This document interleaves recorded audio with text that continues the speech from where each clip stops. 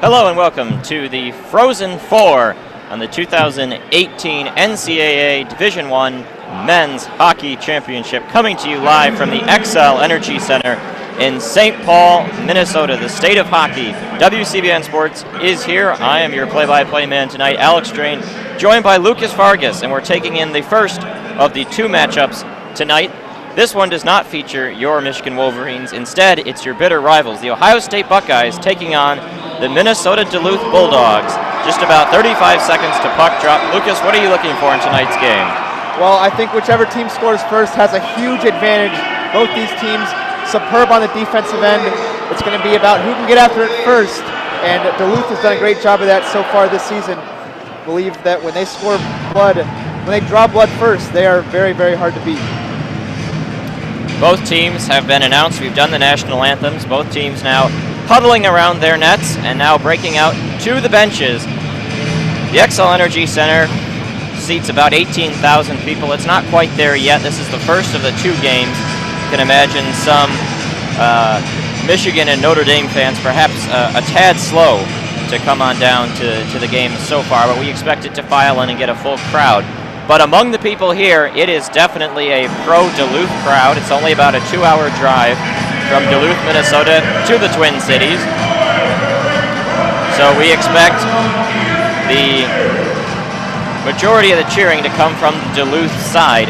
Let's take a look at how these two teams got here. Ohio State was the team that made the tournament a year ago. They were a number 4 seed and actually lost to Duluth in the tournament a year ago. They got a whole lot better in the offseason, added a lethal penalty kill. That elevated them to a number 1 seed, finished second in a very good Big Ten, which put 3 of the 4 teams here in the tournament, or in the Frozen Four, excuse me, on top of putting 4 in the tournament. Penn State was also in.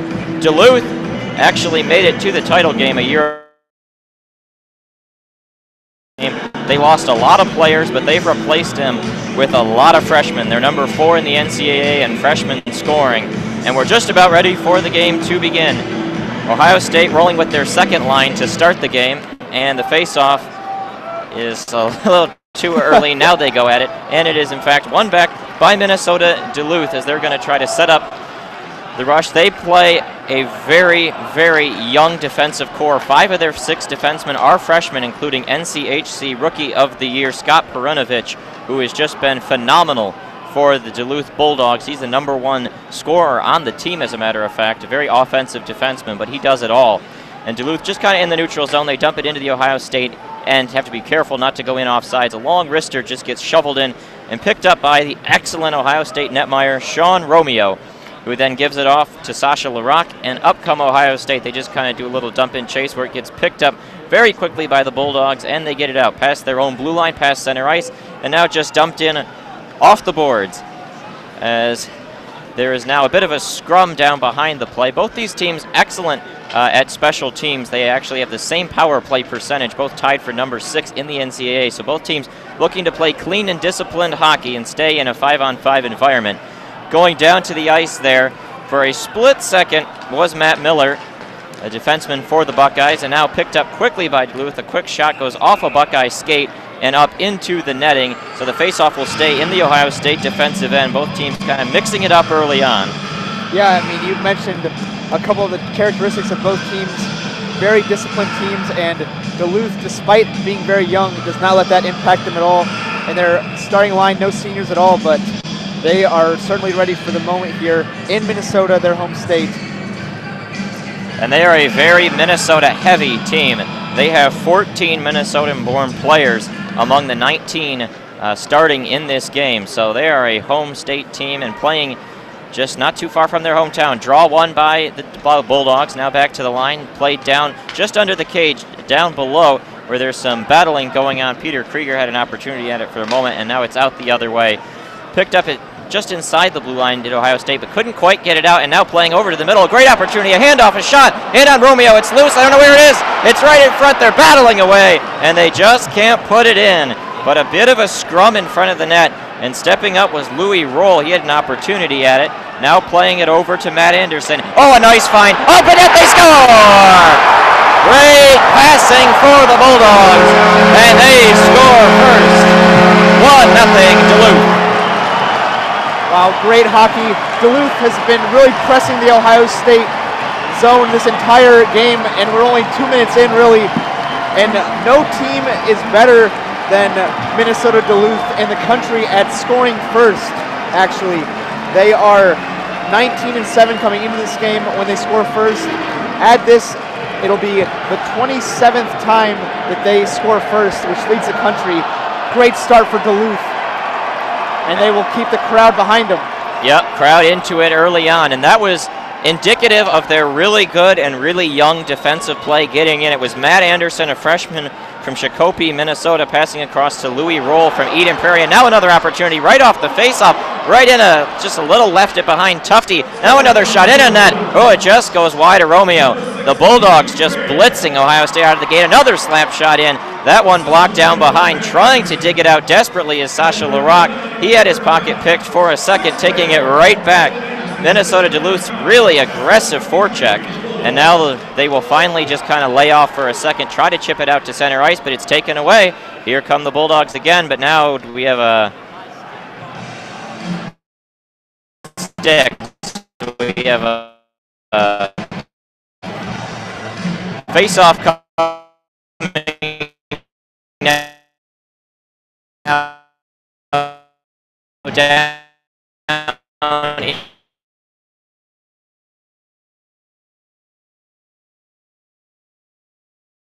deep in Duluth territory, but Ohio State looks rattled early on, really losing control of the puck several instances along their own blue line. And a lot of face-off wins so far for Duluth, and that one is the case. Jared Thomas won it, but they couldn't quite clear it out. This top line for Ohio State, Freddie Girard, Tanny Lasinski, and Mason Yopst, who have been so good for the Buckeyes, keeping it in, but right there on the spot was some Duluth defensemen. They're just swarming all over the place, being really aggressive, and they help out their excellent young netminder, Hunter Shepard. And now an opportunity for a breakaway.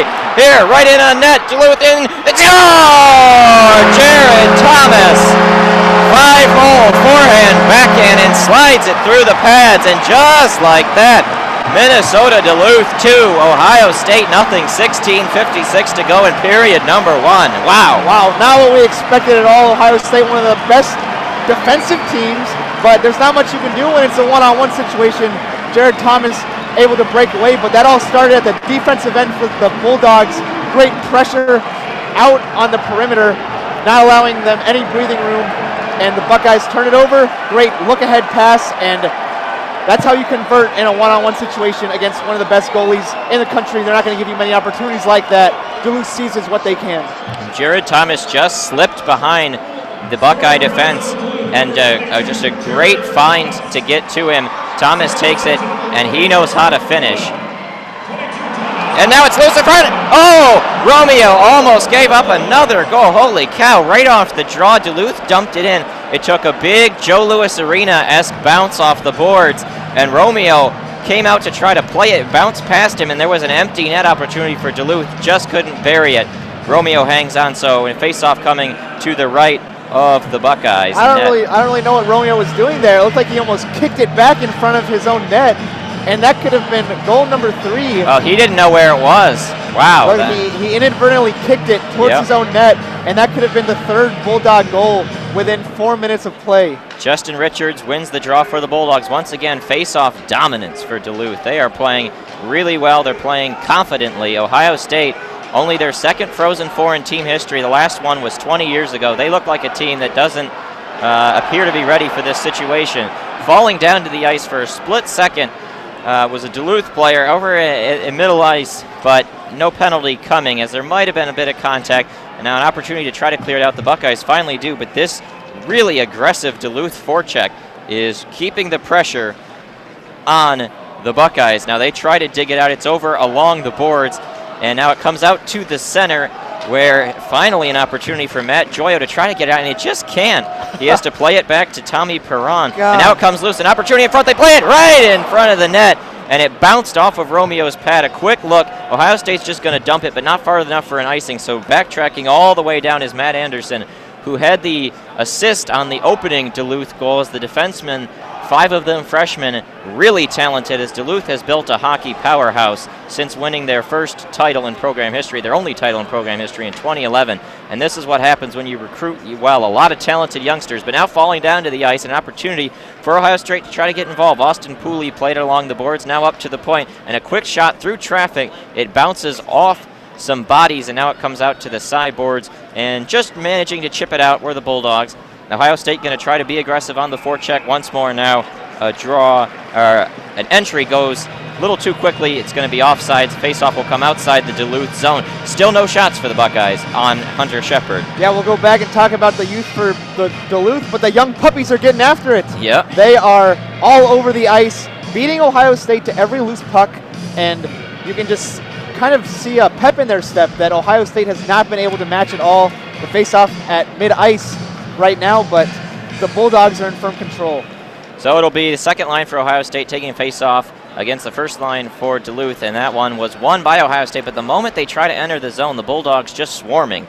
And now just kind of at center ice, it's loose and now taken away by Ohio State as they have to kind of skate backwards to set up the attackers. Now all the way back up. Trying to set something up is John Witala, and that one kind of oddly kicked off a Duluth skate up in the air and into the catching glove of the very talented sophomore goaltender Hunter Shepard from Cohasset, Minnesota. With 14:49, that's a first whistle. So it'll be the under 15 timeouts. We have a few minutes now to kind of examine what we've seen. And wow, just a blitz right out of the gate from Duluth, and they lead 2-0 here at the first break. 14:49, we're playing in period number 1. You're listening to the Frozen Four on WCBN Sports. While it's bad news for Ohio State, I mean, Minnesota-Duluth allows the 7th fewest shots on goal a game at about 25.6, and Ohio State hasn't had really any. I mean, they had kind of that one little tap, but that was no risk at all. Ohio State has not had any success on the offensive end, and much more, they haven't even had success passing it around the perimeter to set something up. They are just being pressured constantly and really, really struggling with that. It's not quite what I was used to seeing out of Ohio State from the 5 previous games that I had seen them against Michigan, where they seem to really establish themselves on the offensive end. Guys like Dakota Joshua, Mason Yobst, and Tanner Lazinski really, really able to establish their presence. And Sean Romeo, the other steady goalie, you know, a candidate for Big Ten Player of the Year, was just unable to really. But I will say, even though Romeo is a really good goaltender, you know, he looks a little rattled with that weird play to the side that didn't go in. But those 2 goals were letdowns from the defense. Oh yeah, they were not his. A cross zone pass from Anderson to Roll. You know, there's nothing Romeo can do about that first one. The second one was a breakaway. A one-on-one, exactly. Yep. No opportunity. The Ohio State defense, which is so disciplined, just breaking down right now. They need. And you can imagine Steve Rolick in the timeout for Ohio State really talking to his guys, trying to set things back up, because this is not the start they wanted. And it's a mighty tough to dig out of a hole against a team as talented and as confident as the Minnesota-Duluth Bulldogs. These are 2 teams, 2 coaches rather, that really know each other. Ohio State coach Steve Rolick was part of Sandelin's staff at Minnesota-Duluth for 10 seasons. So Rolick is a homecoming himself, a native of St. Paul, actually. He was part of Sandelin's staff. Sandelin now in his 18th season. He has built Duluth from obscure to a powerhouse. One of the best coaches in college hockey. A lot of good coaches in college hockey in this Frozen Four, and deservedly so. Going down to the ice, looks like there is an injury. Duluth, looks like Riley Tufte is really slow to get up. Gimpy, and he's skating over to his bench trying to get off, and they do get a change for him. Like a right As leg. Duluth held it in the zone for a second, Ohio State tried to get a breakout. Nothing going. Stifling pressure at both blue lines by the Bulldogs. Continuing to dominate play, but now a little bit of an opportunity as it comes into the offensive zone. Slowing down with it, and a nice centering pass. Opportunity, Dakota Joshua could not put it in, and he's going to look and find an open shot. That one goes high and over top of Hunter Shepard. So now a little opportunity, nice little look for Ohio State as they control it in the neutral zone as they get a quick little change. Coming onto the ice is Tanner Lasinski. He plays it off the boards and all the way around. It skids before they try to chip it out, but they just cannot. So Duluth holds it in and now does get it just past the blue line before the rush the other way. Bringing it into the zone are the Bulldogs. Little high rising shot. Romeo blocked it to the side, and now some pushing and shoving down the middle of the ice. Trying to see the numbers. It's Tommy Perron and looked like number 7, Scott Perunovich, for the Bulldogs, just kind of pushing and shoving as that shot in on Romeo went up high and went off the netting. So a face-off will come to Romeo's right in the Ohio State defensive zone as the crowd's finally starting to fill in. We expect it to be full by the end of this one as more Michigan and Notre Dame fans come in. A great facility here, XCel in St. Paul. Nice place for hockey, and you can understand why Tommy Perrin might be a little frustrated early on. So the face-off coming here. Jared Thomas kicked out of the face-off circle, so they're going to do it instead with Kuhlman, who was the West Regional MVP. That draw won by Ohio State and then wristed all the way back down. Icing waved off, so Duluth is right there. Now an opportunity out at center ice. Here come the Bulldogs the other way. A 3-on-3 rush quickly into the zone. A shot is blocked and then picked up quickly there by Mason Jobst, and they bring it back the other way. Jobst is the captain for this Ohio State team, trying to find their footing. Wyatt Egge comes right in. His shot, nice save there by Hunter Shepard as it goes off to the side. So now the Buckeyes starting to find their footing a little bit more. We've seen now 2 shots in on Hunter Shepard at the 13-minute mark of this first period. Our score remains Minnesota-Duluth 2, Ohio State 0. Here in the first national semifinal, a Frozen Four in St. Paul, Minnesota, as it kind of got blocked out into the center ice area. Now it goes back into the Duluth defensive zone. Perhaps a thought about a whistle. Mikey Anderson kind of hesitated for a second, picks it up, now gives it off in a dump-in chase for the Bulldogs into the Ohio State zone. Battling for it and just trying to swing it over to the middle was Blake Young, as he's going to get surrounded there by a couple Buckeyes, Gordy Meyer and Matt Miller. Down below trying to dig it out. Blake Young still in there after it. They're just to the right and behind the cage of Sean Romeo. Now it's finally dug out, and out comes Ronnie Hind. He gets it just past center ice and now picked up there.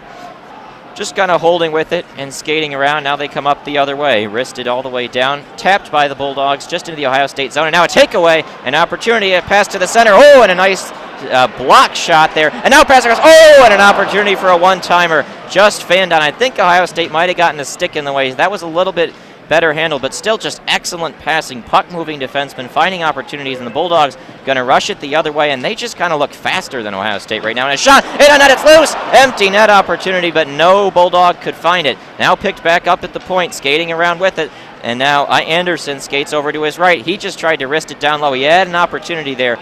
A great look to try and see if he could find Billy XCel down low. Could not connect with him. Jade Miller over at center ice. Now it's going to be picked up back by the Bulldogs into the Ohio State zone, and just bumped over down, and now once again an open puck in just kind of the right side of the Ohio State zone. 4 Buckeyes there and no one goes after it. The Bulldogs were the first to get it. They continue to dominate play, but now an opportunity perhaps for Ohio State, but a great stifle of the rush as it gets locked up at center ice. Now it comes back out into the Ohio State zone. Another bit of a little dump and chase. That's the preferred strategy so far for the Bulldogs, and Ohio State isn't doing a great job of stifling the rush at the blue line, so dump and chase is effective, especially when you've got athletes. But now we got a delayed penalty coming as some booing from the Duluth contingency. Skating to the bench is Romeo. That play to the middle, I guess it wasn't touched by Duluth officially. Now it's loose. There it is. There's the touch. So with 10:50 to go in the first period, Ohio State going to go to the power play. And I mean, as you said, Duluth using their speed to their advantage. It is clear that they are not content with sitting back and letting Ohio State use their size to their advantage. Rather, the Bulldogs are just going to turn it loose. It's the easiest to tell these young players just to go with their first instinct and put pressure, use their speed, and get after the Buckeyes with that speed. They're just dumping it and chasing, applying as much pressure as possible, anything towards the goal, and they are allowing the Cutters to go get the puck and turn it loose. So Ohio State trailing 2-0 to the Bulldogs have a chance to trot out their number 6 ranked power play, converting at about 24%. An opportunity to get back in this game, cut the lead to 1 halfway through this first period. Duluth does not have a shabby penalty kill themselves, so this is a matchup of good units. And now it's down in the zone. This is going to be a penalty coming to Ohio State. Man, oh man. As a clear attempt went into the box, but it looks like a tripping penalty is coming to the Buckeyes. So, holy smokes, 11 seconds into their power play, a chance to get back in the game, and they commit a penalty. So 4-on-4 hockey coming up. Well, Ohio State, it seems like they continue to shoot themselves in the foot as well. You know, you just said the first opportunity to really try and claw back into this game ever so slightly, and they commit a foolish mistake such as a penalty on the offensive end. So Ronnie Hine got caught tripping Nick Wolf.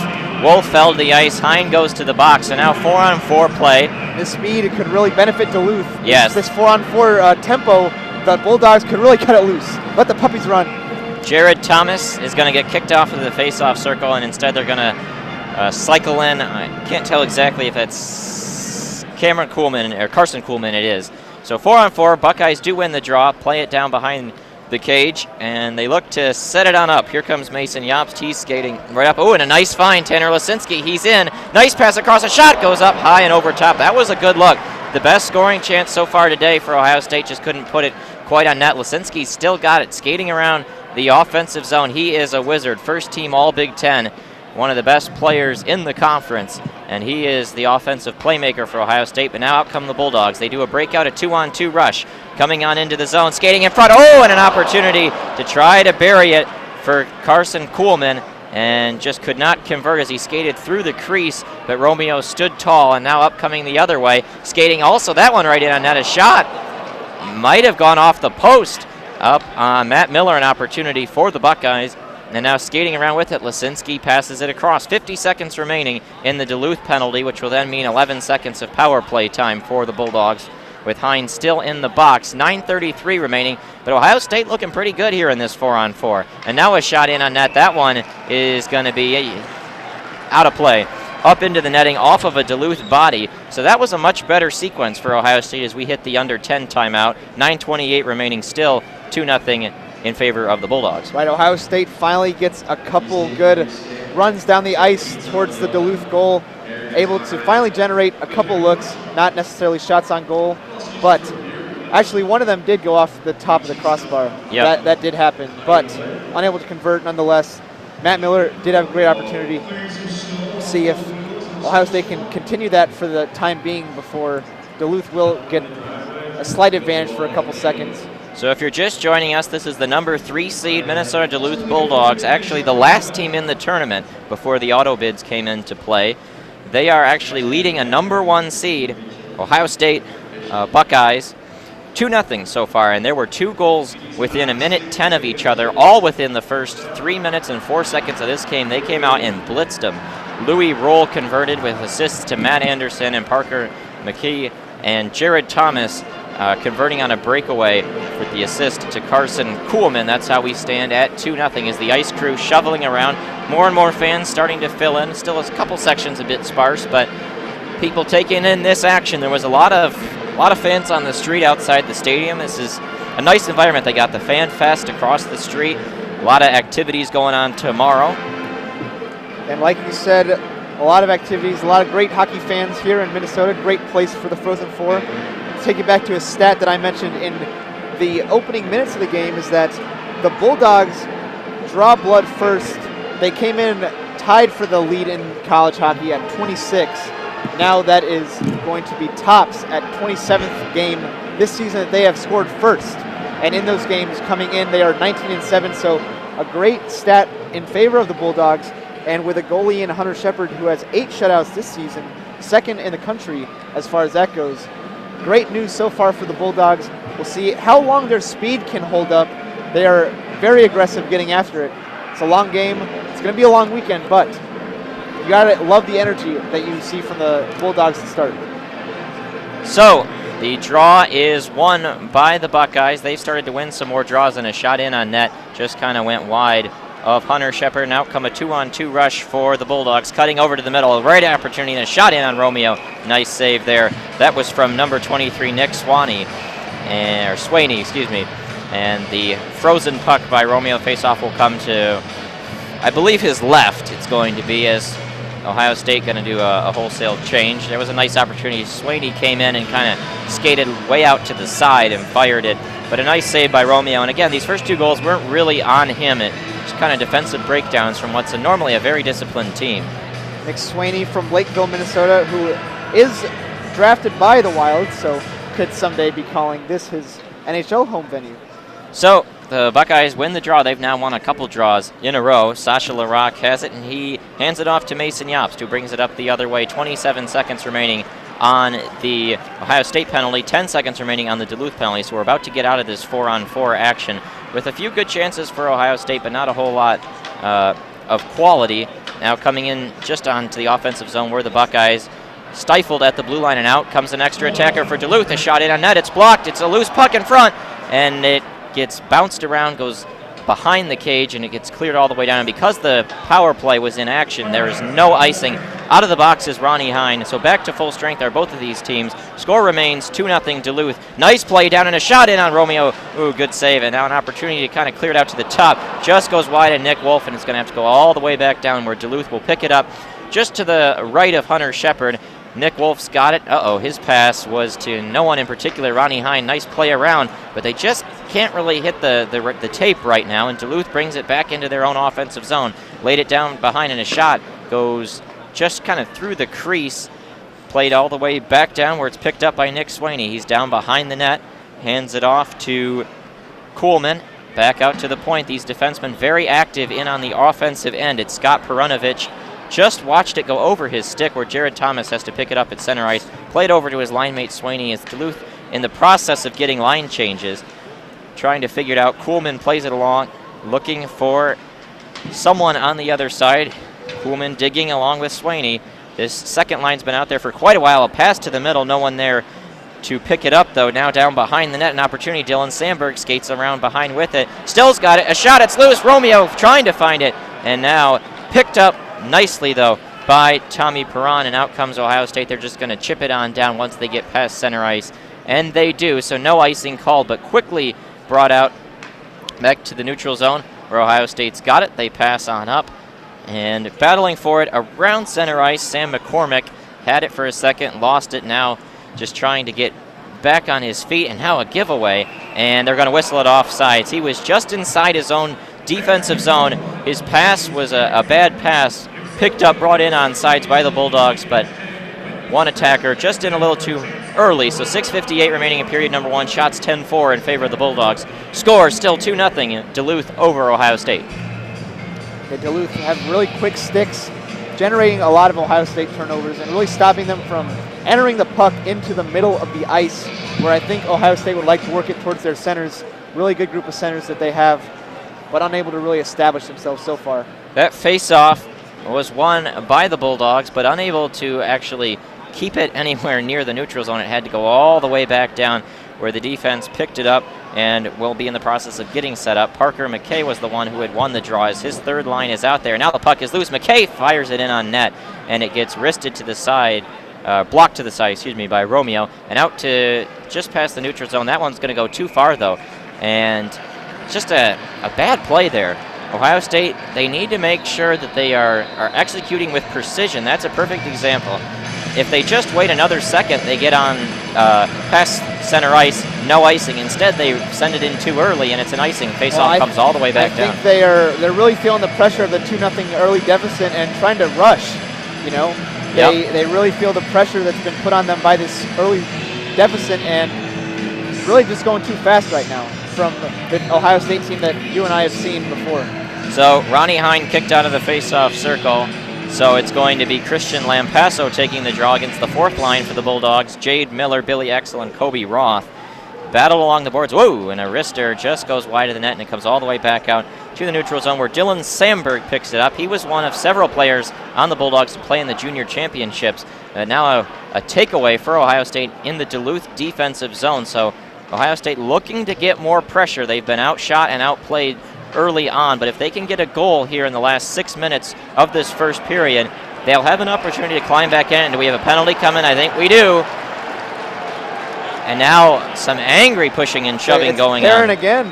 Yep. Heron really trying to show his frustration in the wrong way, not able to exert it during the between the whistles, as they would say. Perrin was pushing with Jade Miller after the play, but looks like it was an interference call at the Ohio State blue line.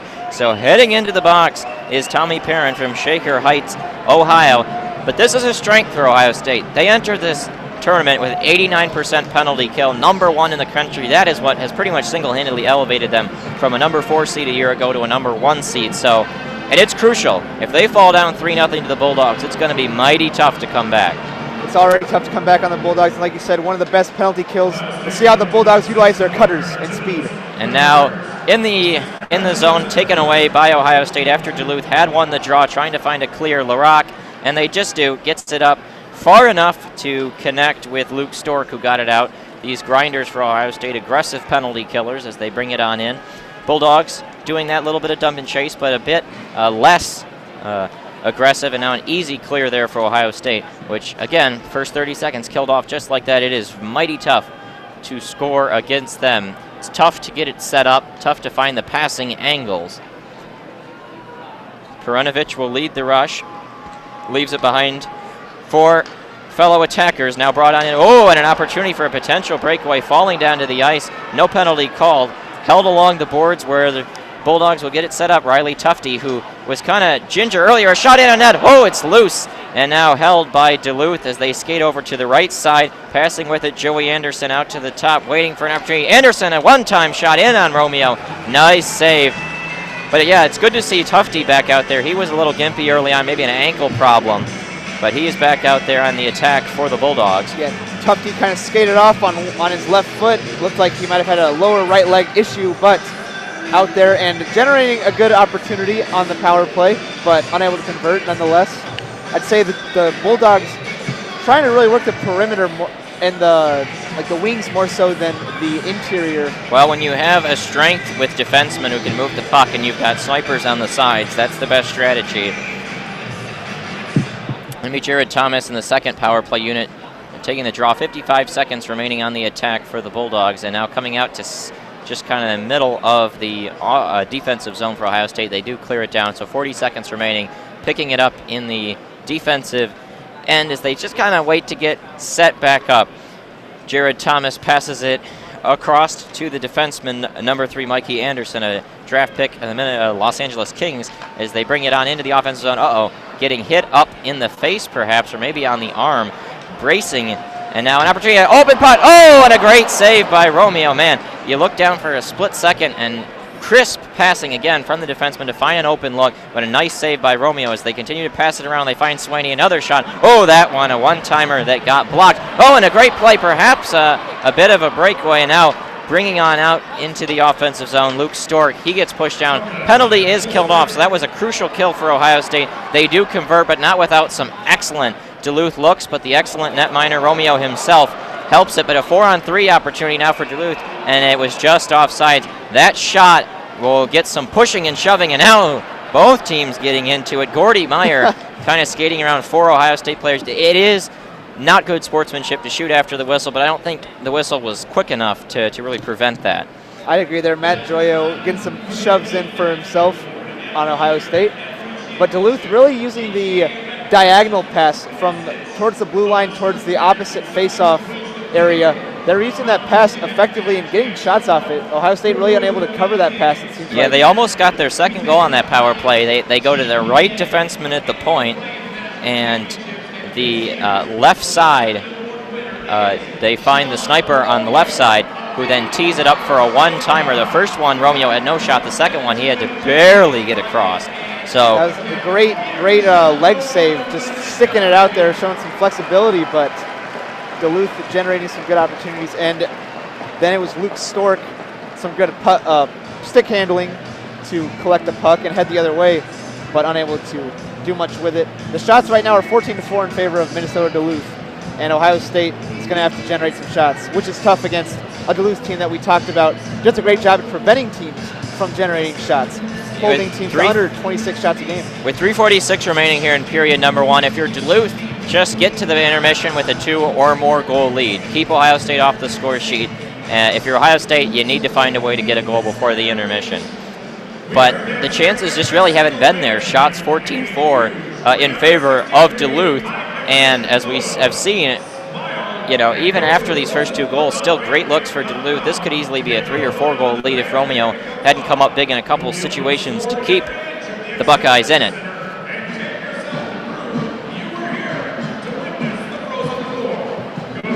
So how should Ohio State counter this speed? What do you think? Well, I mean, it needs to start with better breakouts and entry passes, because Duluth's been just stifling at both blue lines. They don't let Ohio State get out, and they don't let Ohio State get into the other end.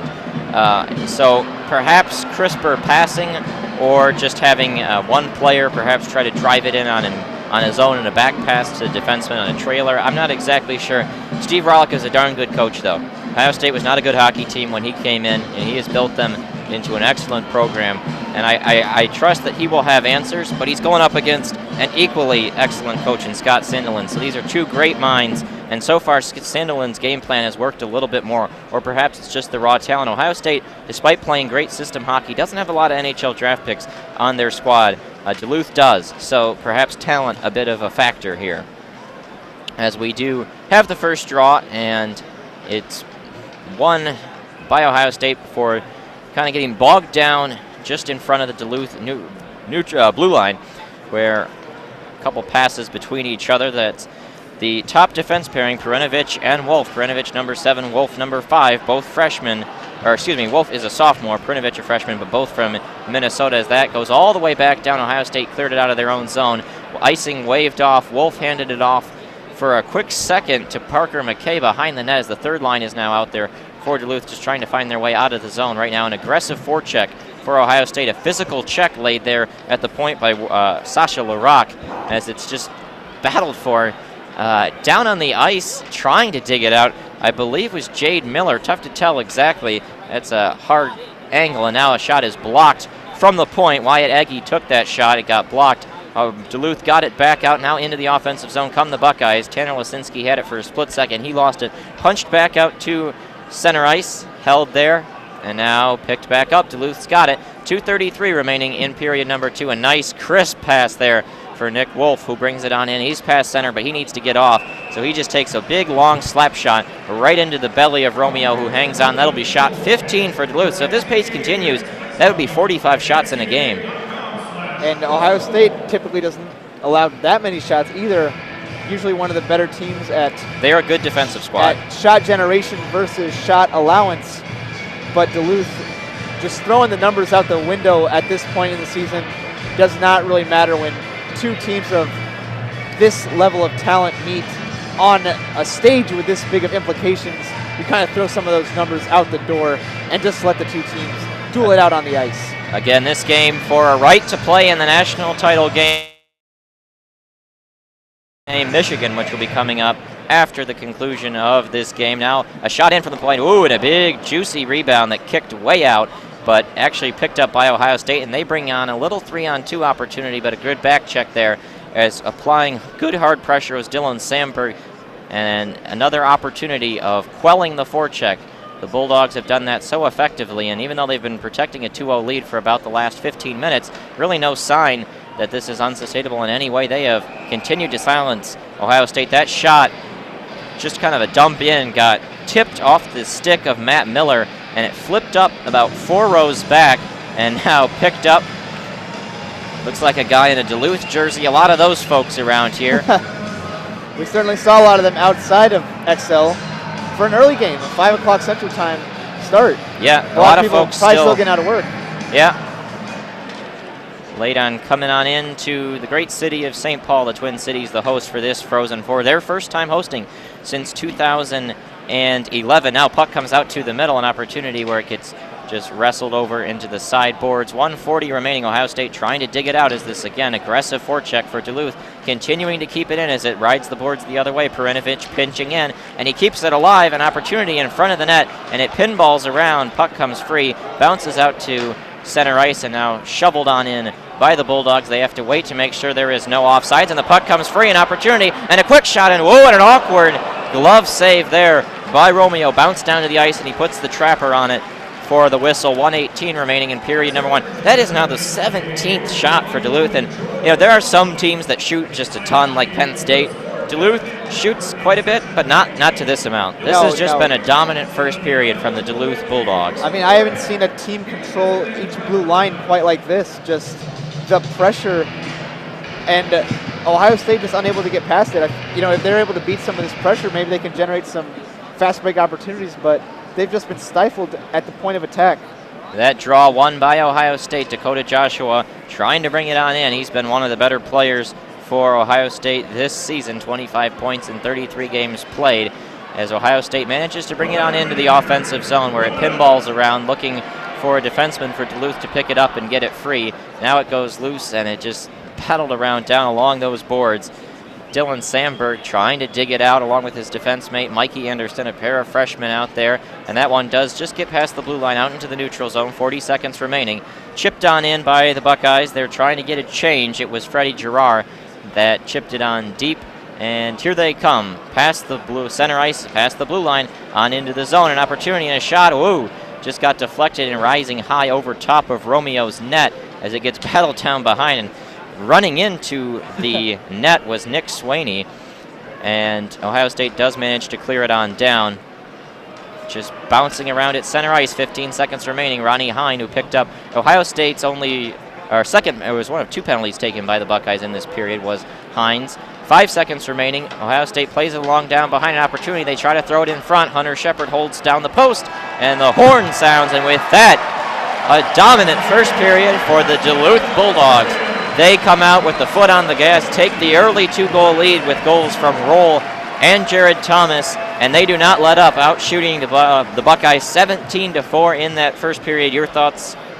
Well, the foot on the gas may be an understatement. I mean, right out of the gates, just tacking it on, 2 early goals for the Bulldogs. And although they weren't able to add on to that scoring column, the foot was definitely on the gas. 17 shots in a period is not easy, especially in the Frozen Four. And especially against a team like Ohio State that is so sound defensively, or has been so all season long. The Bulldogs, despite their youth not being an issue, it's just been a great all-around effort. I'd say Carson Coleman stood out, really able to control things. Nick Swaney created a lot of opportunities. Riley Tufte as well. All do a great job. Of course, Jared Thomas had that breakaway goal, but it's just really been team defense, very solid control of each blue line, and you can't really just say enough about how good of a period that was for Minnesota-Duluth. Ohio State's going to have to make several adjustments. Well, it all starts with the defensemen getting involved, moving the puck around. They stifle the rush on their defensive blue line. They step up and help prevent a breakout for Ohio State. They've been all around. And we're going to do some minutes now of analysis for a little bit. As we look at these two teams, Duluth now in their 6th Frozen Four. And they, again, just a program that, if we think back the last time the Frozen Four was in St. Paul, Minneapolis, the Twin Cities, they were really kind of an unheralded team. They had never won a national title, and they were playing in the title game, a powerhouse in Michigan. They won in overtime in that game, their first national title, and in the 7 years since then, they have become a really good program. Yeah, just consistent success. I mean, in their last 10 years, 7 of those years have involved 21 or more wins. So just consistent success for Scott Sandolini, and you know, they beat Ohio State last season in the NCAA tournament, made the Frozen Four, like you mentioned, and so they're used to this moment. And although it was a lot of roster turnover, they still did have 9 guys on this current team that had experience last season playing in the Frozen Four. So I'm sure that experience has really helped them out. You know, coming here, their path involved being beating Air Force and Minnesota State Mankato.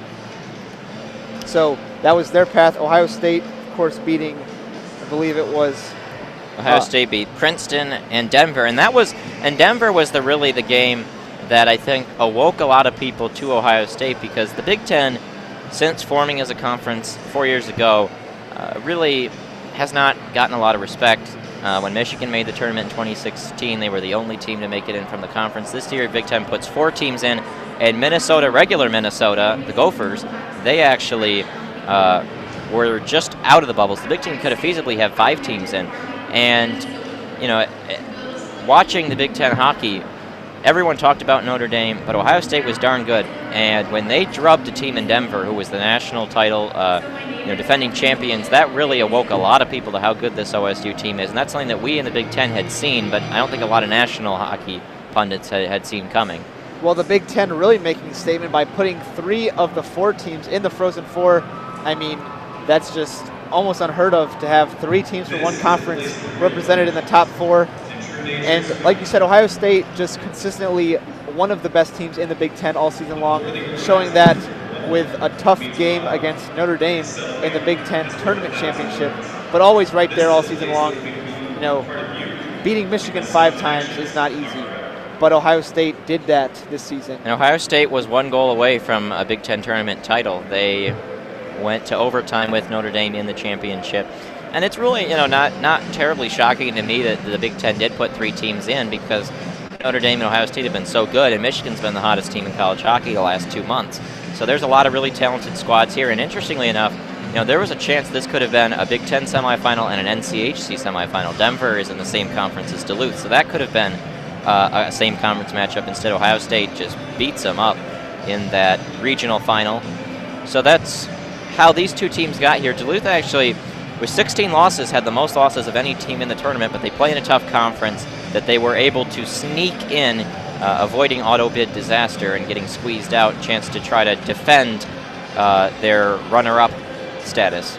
Well, they were also able to win 9 of their last 12 games. Yep. And really give themselves some momentum heading in to the NCAA tournament and beyond. That's really helped them, and you can see they're playing confident, they're playing fast, and they're really playing like they have nothing to lose on this ice in front of a lot of home fans, and just probably really being thankful for the opportunity to be here again.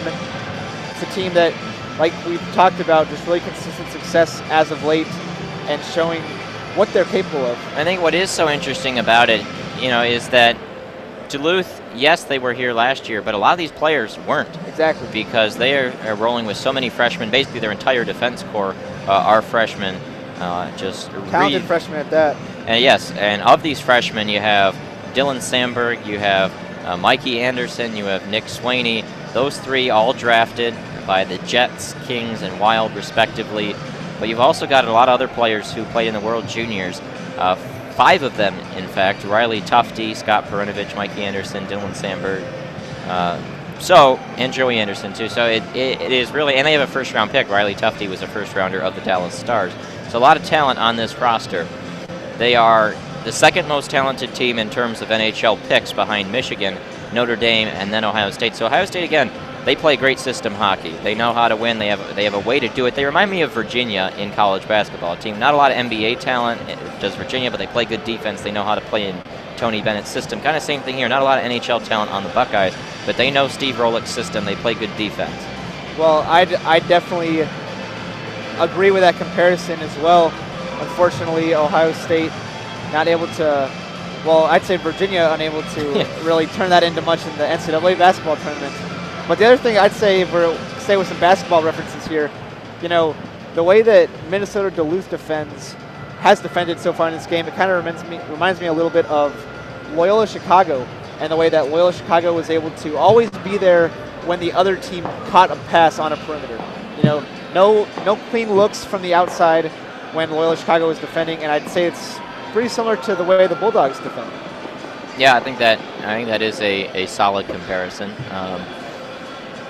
About 10 minutes remaining in this intermission. Both teams in their locker rooms drawing up something to try to stem this tide as Ohio State.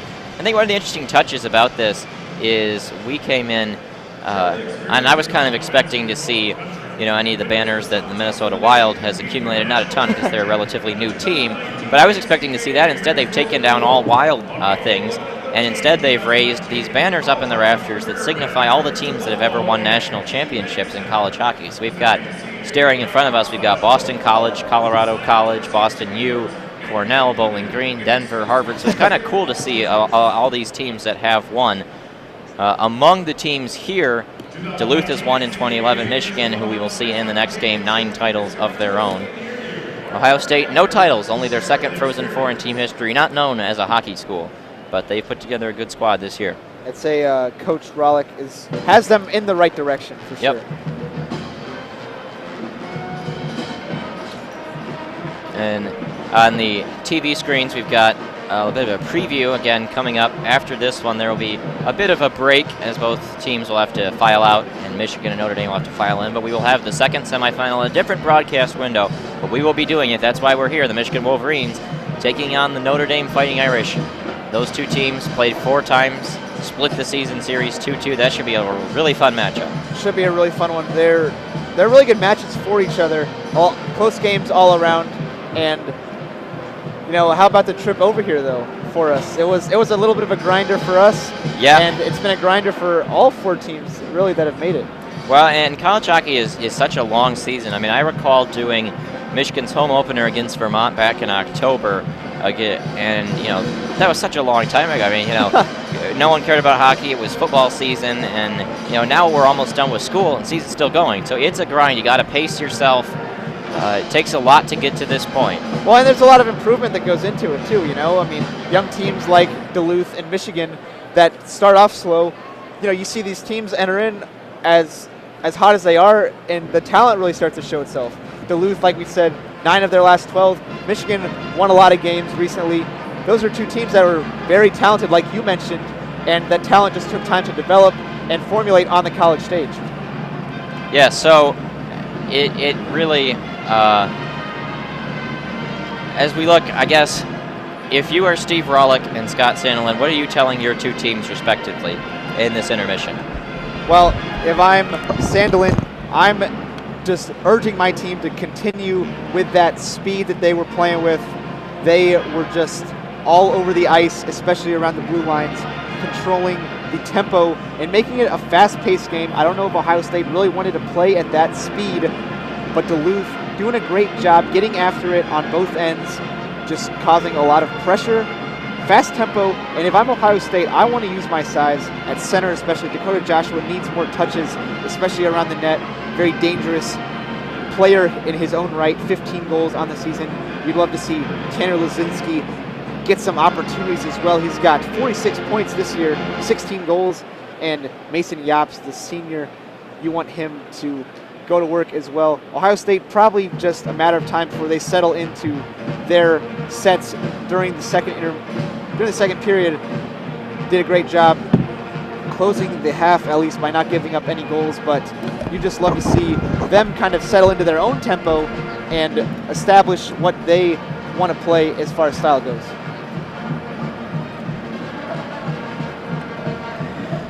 So just about 7 minutes to go here in this intermission. The fans have filed out to the concourse to get some snacks.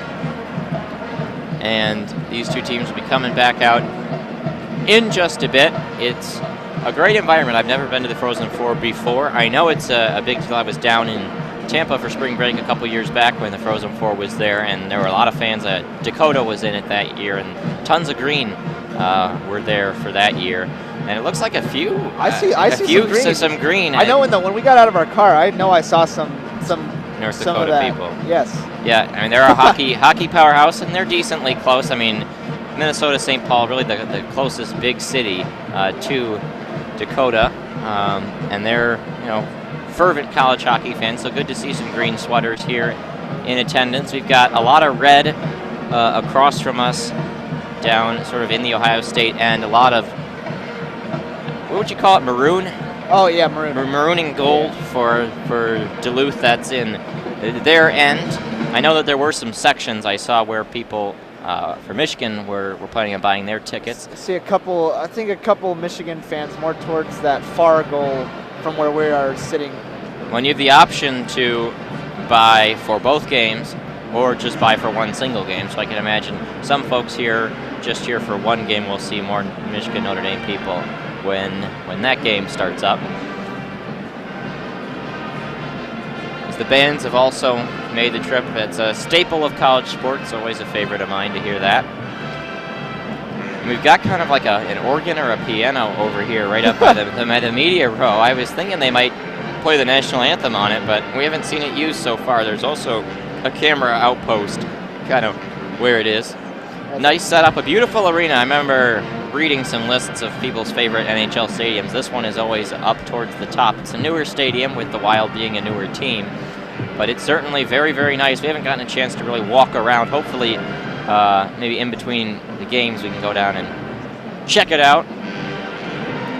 And, I'm from Texas, and I've never really been to an NHL arena like this. I mean, I've been to American Airlines in Dallas, but I saw a Mavericks game rather than a hockey game, so a little bit different setup. This is the first time I've seen hockey in this kind of venue, and it is definitely one of the nicer arenas, just period, out of all of them that I've been to.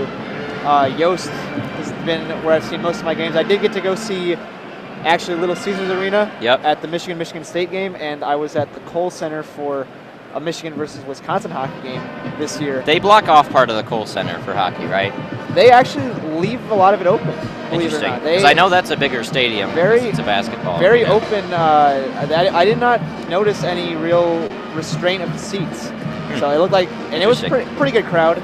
Pretty good crowd. The students do get to kind of file in close by to allow some of that college atmosphere, but yeah, no, they definitely fill it up full capacity on some nights, I'd assume. So we've been handed this stat sheet from the good people on the media row here at the XCel Energy Center, and I think maybe the most astounding thing to me about that first period is just the 4 shots for Ohio State. I mean, it is really hard to hold a good team to 4 shots in a period, and that is just the exceptional defense of Duluth. 2 of those were from Wyatt Egge, a defenseman, and when a defenseman has taken half your shots, not a great sign, because those tend to be ones from the blue line that are just kind of sending them on in. I mean, Ohio State stands at, they scored 3.25 goals a game, 10th in the country, and they only allow 2.08, which is 3rd in the NCAA, and, you know, not able to generate any immediately and already given up 2. So some of these standards that they have set themselves to are in danger of not being met. On the flip side, everybody getting involved for the Bulldogs. I mean, there's a lot of players here. No one has more than 2 shots, but there's a lot of players with 2. Parker McKay, Nick Swaney, Joey Anderson, Louis Roll, Nick Wolf, Dylan Sandberg. A lot of those guys defensemen. Again, the defensemen are a really crucial part of how Duluth operates as a squad. Also a lot of blocked shots for Ohio State. 1, 2, 3, 4, 5, 6, 7 block shots. So that means, you know, 17 shots that hit the goalie and 7 that were blocked by defensemen. I mean, Duluth really just firing at will on Sean Romeo, and we have to see how Steve Rohlik will change up his defense as we get the first period highlights once again. If you missed it, it's a 2-0 lead for the Duluth Bulldogs. Louis Roll got the first goal and assist from Matt Anderson and Parker McKay. The second goal from Jared Thomas from Carson Kuhlman. The first goal was kind of a one-timer. Matt Anderson sent it across to Louis Roll, who fired it in on a one-time shot from the right wing side.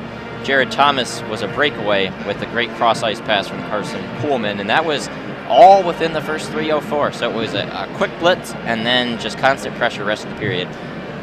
And Ohio State, if they want to stop this from happening, they're going to need to disrupt the cutters, because that's how Duluth is getting so many good looks. They're cutting freely along the ice, and Ohio State just kind of letting them move freely rather than disrupt any cutting action. That's how Duluth's able to control the shots on goal. Well, and so the one, I think, consolation for Steve Rohlik is that at least his strengths are still strengths, because Ohio State had 4 penalty minutes in that first period. 1 was canceled out by a Duluth penalty. There was basically a full 4-on-4.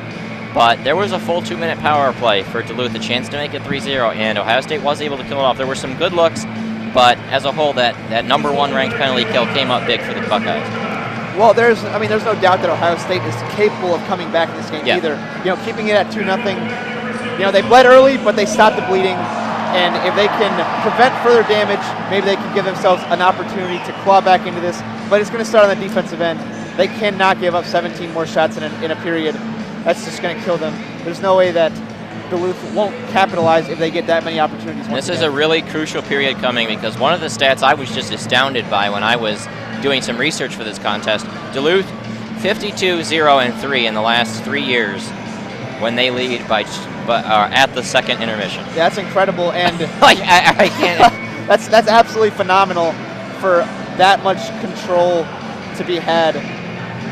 Ohio State, you're right, they can't let that happen, but you can't fall down to this team after 2 periods, so they need to find. I mean, you know, that is a gaudy stat, but obviously being down 1 is manageable. If you're down 2 or more at this second intermission, it's going to be real tough. So this is a crucial period for the Buckeyes. Horn sounds, both teams back out there. We're getting ready. No 2-goal shot for Ohio State. They got to do this 1 by 1. Yep. And they got to get themselves back into this, playing their style of hockey. So with that, these 2 teams back out there. Taking the draw for Duluth is Peter Krieger, and then we didn't call a whole lot in that first period. He only had one shot in on net. Top line for Duluth, Joey Anderson to his right, Riley Tufte to his left. And it's the second line, Dakota Joshua and co out there for Ohio State, and quickly draw one by the Duluth, and they do this dump and chase they've done all night long. Really aggressive, trying to create more chances, pinching in at the blue line where the defensive pairings for Duluth. Now they bring it on up. Tufte laid it in front. Here comes Krieger on into the offensive zone, an opportunity where it just gets shoveled aside. There in Wyatt Egge, along with his defense mate Sasha Larocque. That really solid first pair. Now an opportunity shot in on Romeo at the short side. He hugged the post and pushed it off to the side. Now bounced up in the air, coming back to the right defensive point. Picked up and battled for, held in just inside the Ohio State blue line, and it'll be Larocque and Egge passing amongst each other. Long stretch pass up for John Witala. He got a piece of it, and it then just kind of dribbled on in where the trapper comes down for Hunter Shepard. Not sure if they'll even give Ohio State a pity shot on that one. 18 shots now for Duluth, 4 for Ohio State, so 1 here so far in the early going. 19:08 remaining. Once again, 2 goals Duluth, 0 for Ohio State. You're listening to the Frozen Four on WCBN Sports. Adding another shot, the Bulldogs chomping at the bone.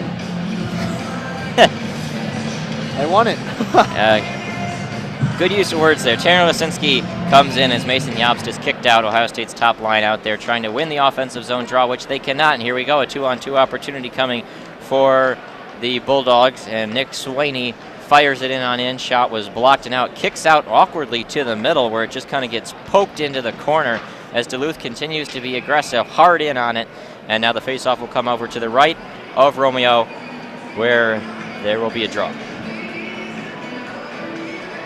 Yeah, it seems like Duluth really just, anytime that they feel like they're being pressured by an Ohio State defender, they are just going to send the puck to open ice. Because they think that they're faster than Ohio State. And they can beat them to a loose puck. So they're not really panicking, but just dumping it to wherever there's room, and then they're going to play from there. Jared Thomas loses the draw, but now, almost losing it behind it. Now they do a bad giveaway for Ohio State. And it's battled in the corner, holding with it, trying to find it. A shovel to the middle. Duluth was trying to set something up. Swaney unable to grab it, and now the Buckeyes come out the other way. Nice breakout to get into the zone. Zone entry, Jobst has got it. He comes into the middle and leaves it behind. Ooh, nice opportunity, trying to just tactically set up something. Freddie Girard had it for a split second. Now Duluth trying to get it out. They cannot for this minute. Dylan Sandberg plays it behind, and Mikey Anderson, out they come the other way. Holding for a second, and now tactically waiting Swaney. Oh, a nice feed, but that one was just a little too high and rising pass. Got deflected off a body, and it goes into, I believe, the bench, so it'll come all the way back down into the Duluth end, but almost a great find. Almost, and I mean, they really like those cross-ice passes. You know, we talked about the Duluth pressure quite a bit in this game, but how about Ohio State's trouble with spacing? Yeah, they've been just so bunched together, and makes it so easy for one Duluth defender to cause havoc. They're going to need to space things out and get their passing under control. Third line out there for the Buckeyes, and the draw was won by Ronnie Hine, but unable to keep it into the zone. Christian Lampasso, along with the defense, Matt Joyo and Tommy Perrin, and it gets battled down behind Perrin and Joyo, trying to dig it out of their own zone. Now the puck comes and bounces dangerously in front of Romeo, who then shovels it harmlessly to the side, but Ohio State still struggling to break out effectively. And now that one just wristed in on, goes wide of the netminder, Hunter Shepard, who has not been asked to do a whole lot for Duluth as it comes out to center ice. And just tipped ever so slightly by Parker McKay as Duluth is getting a wholesale change. Now the long stretch pass up, dumped in, bounces right off of Shepard. He just hits it to the side with his blocker, and now they come up the other way. And a nice little pass there as they just set it up again, slowly and tactically. Jade Miller, and the fourth line now out there, Billy XCel, Kobe Roth. It is XCel down there and digging around with it. He went down to the ice, dumped, no penalty coming or anything, a clean play as Ohio State does manage to dig it out effectively. 16:58 remaining, and now right there meeting Ohio State, these zone entries really tough with stifling defensive rush.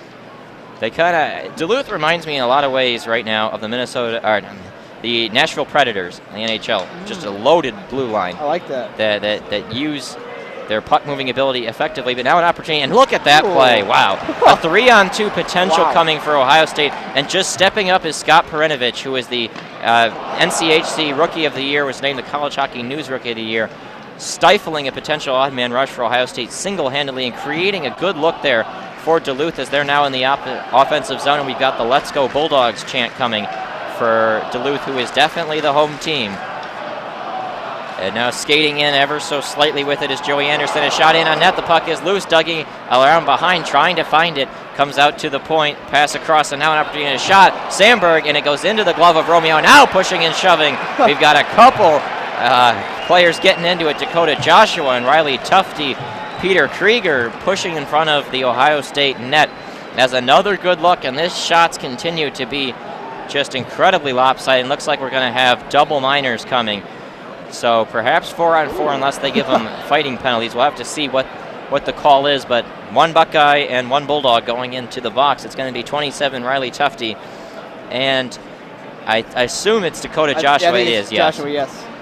And Tufte, you know, he kind of got after it with the official as well after that play. I'd say that the tempers are starting to flare a little bit on both ends, but Duluth not having too much to be frustrated with. So it'll be 4-on-4 again, and when we saw about a minute 50 of 4-on-4 back in the first period, we expected Duluth to be at advantage because of their speed, but it was actually maybe Ohio State's best couple looks of the period came in that 4-on-4. We'll see if they can replicate it, but they are going to be without Joshua, who is one of their best offensive players.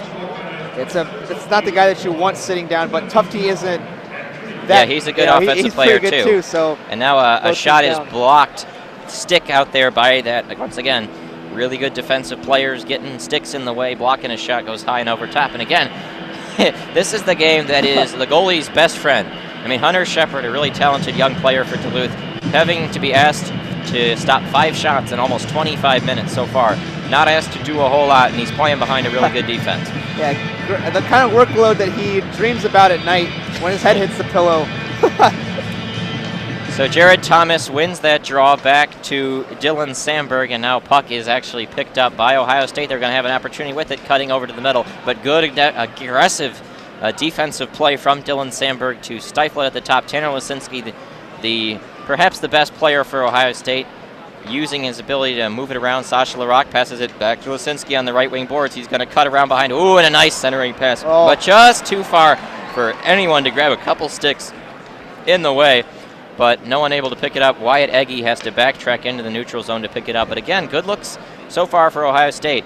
Perhaps 4-on-4, just not Duluth's thing, and a nice feed for Larocque, and he just couldn't connect with it. Now an opportunity for a potential 2-on-1, but just bounces off of a stick. And again, when you're in 4-on-4, those big bounces are a factor, and it's tied up along the boards. Fantastic work there by Mikey Anderson, and now it just gets pushed off the pad of Hunter Shepard. Not really a shot, just kind of pinballed around to him, and now nice crisp passing. Joey Anderson has it with it.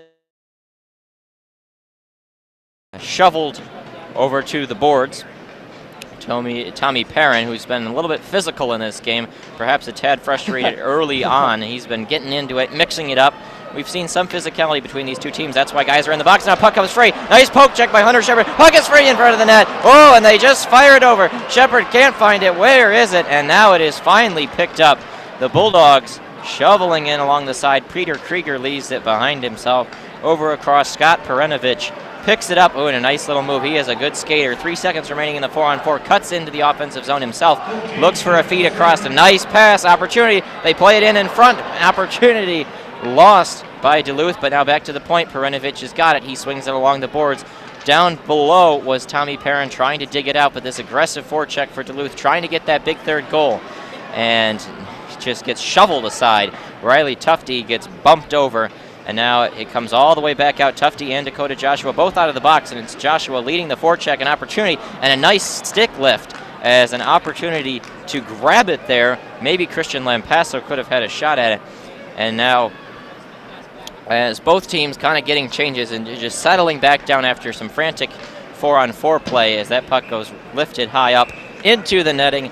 The whistle sounds, and we will have a face-off coming. 13-17 remaining in period number 2. This is the under 15 media time, I assume, but I guess not? I guess not. Interesting.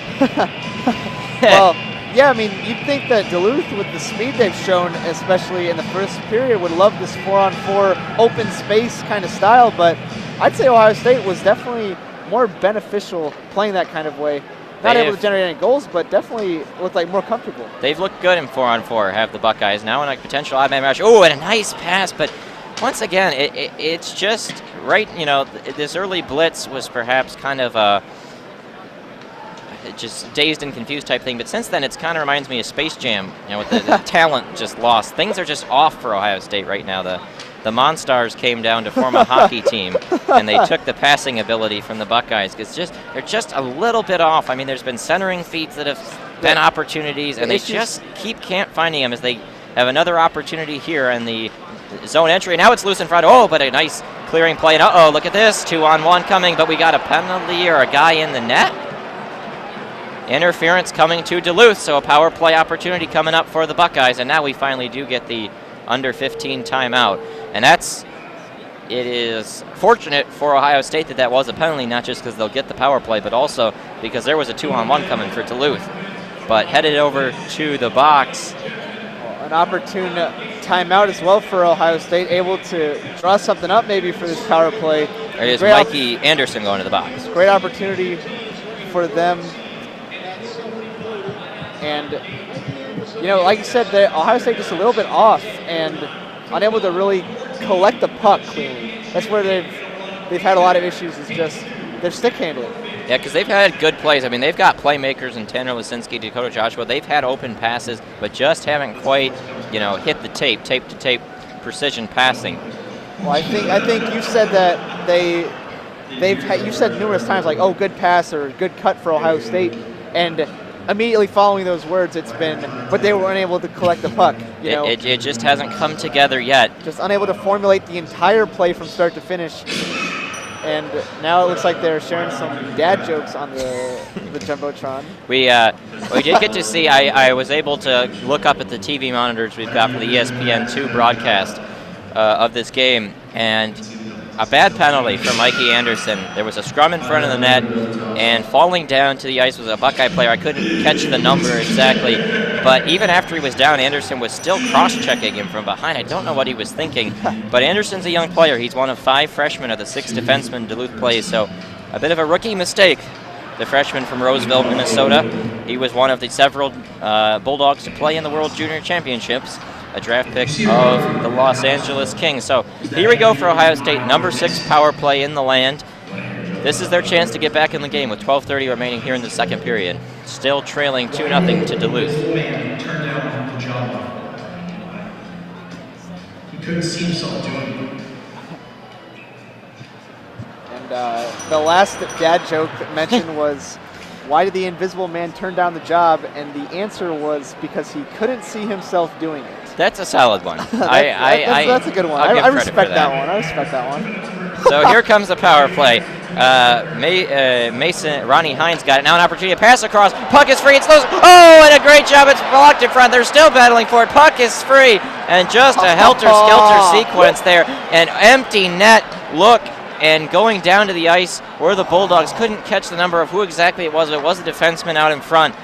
Just getting low, and now Eggy pass over to the middle. Ohio State looking really dangerous right now across over to the point. That shot into the glove of Hunter Shepard. I think it was Coleman, but I'm not completely sure. See if we can catch a replay of that. Let's take a look. It was over to the side. A great centering feed. The puck comes free. Yeah, it was. It was the forward Coleman getting low. That was a good find. But also standing in front of the net was Nick Wolf, so good defense, and then Shepard with the big glove save. So that first 30 seconds, great look for the Buckeyes, just couldn't do it. Yeah, Duluth sacrificing their bodies and avoiding a disaster, able to maintain their 2-0 lead. They win the draw there. Scott Perinovich tries to clear. Oh boy, that was a bad miss there by Tanner Lisinski. Perinovich had it behind his own net and was just a desperation clear attempt. It was right on line of Lisinski, and he just didn't get his stick down to keep it in. And now the Buckeyes with their nice zone entry. Here's an opportunity. Mason Yopst had it, but now bad giveaway and a one-on-one look coming up now for the Bulldogs. And number 19, Justin Richards, and his centering feed across and going down hard to the ice on that centering feed for the Bulldogs, trying to catch the number. It's on the opposite end. It was Nick Swaney, and he went colliding. I think he got pushed down by Ohio State, and he went right in, collided with Sean Romeo, knocked Romeo down, knocked the net off its moorings, and so here we are, 11:27 remaining in period number 2, 57 seconds remaining in Ohio State's power play.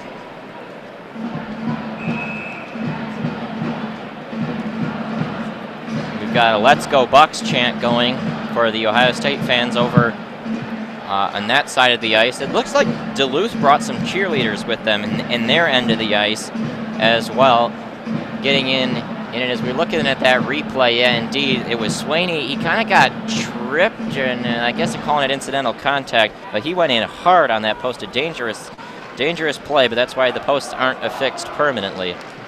So they do have some give, like skis.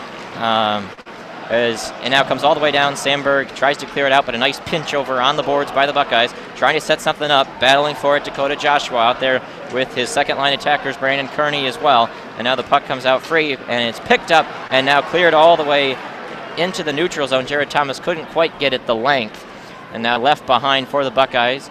They're setting up nice crisp passing, and here they go into the offensive zone, and Gordy Meyer, a shot in on net. Nice look for Ohio State. Now digging it free is Joshua. He's going to try to wrap it around. Now he waits, looks for a feed, and he'll just kind of stop, hold with it, battled for, pushing along the boards is Dylan Sandberg. Great defensive play. He gives a shove to Joshua, trying to clear it out, and they just do. Nice job to pick it up by Carson Kuhlman, bounce it off the boards, and just like that, out of the box, back to full strength are the Bulldogs. Mikey Anderson returns to the bench. 10:24 remaining here in this second period, just about the halfway point in this game.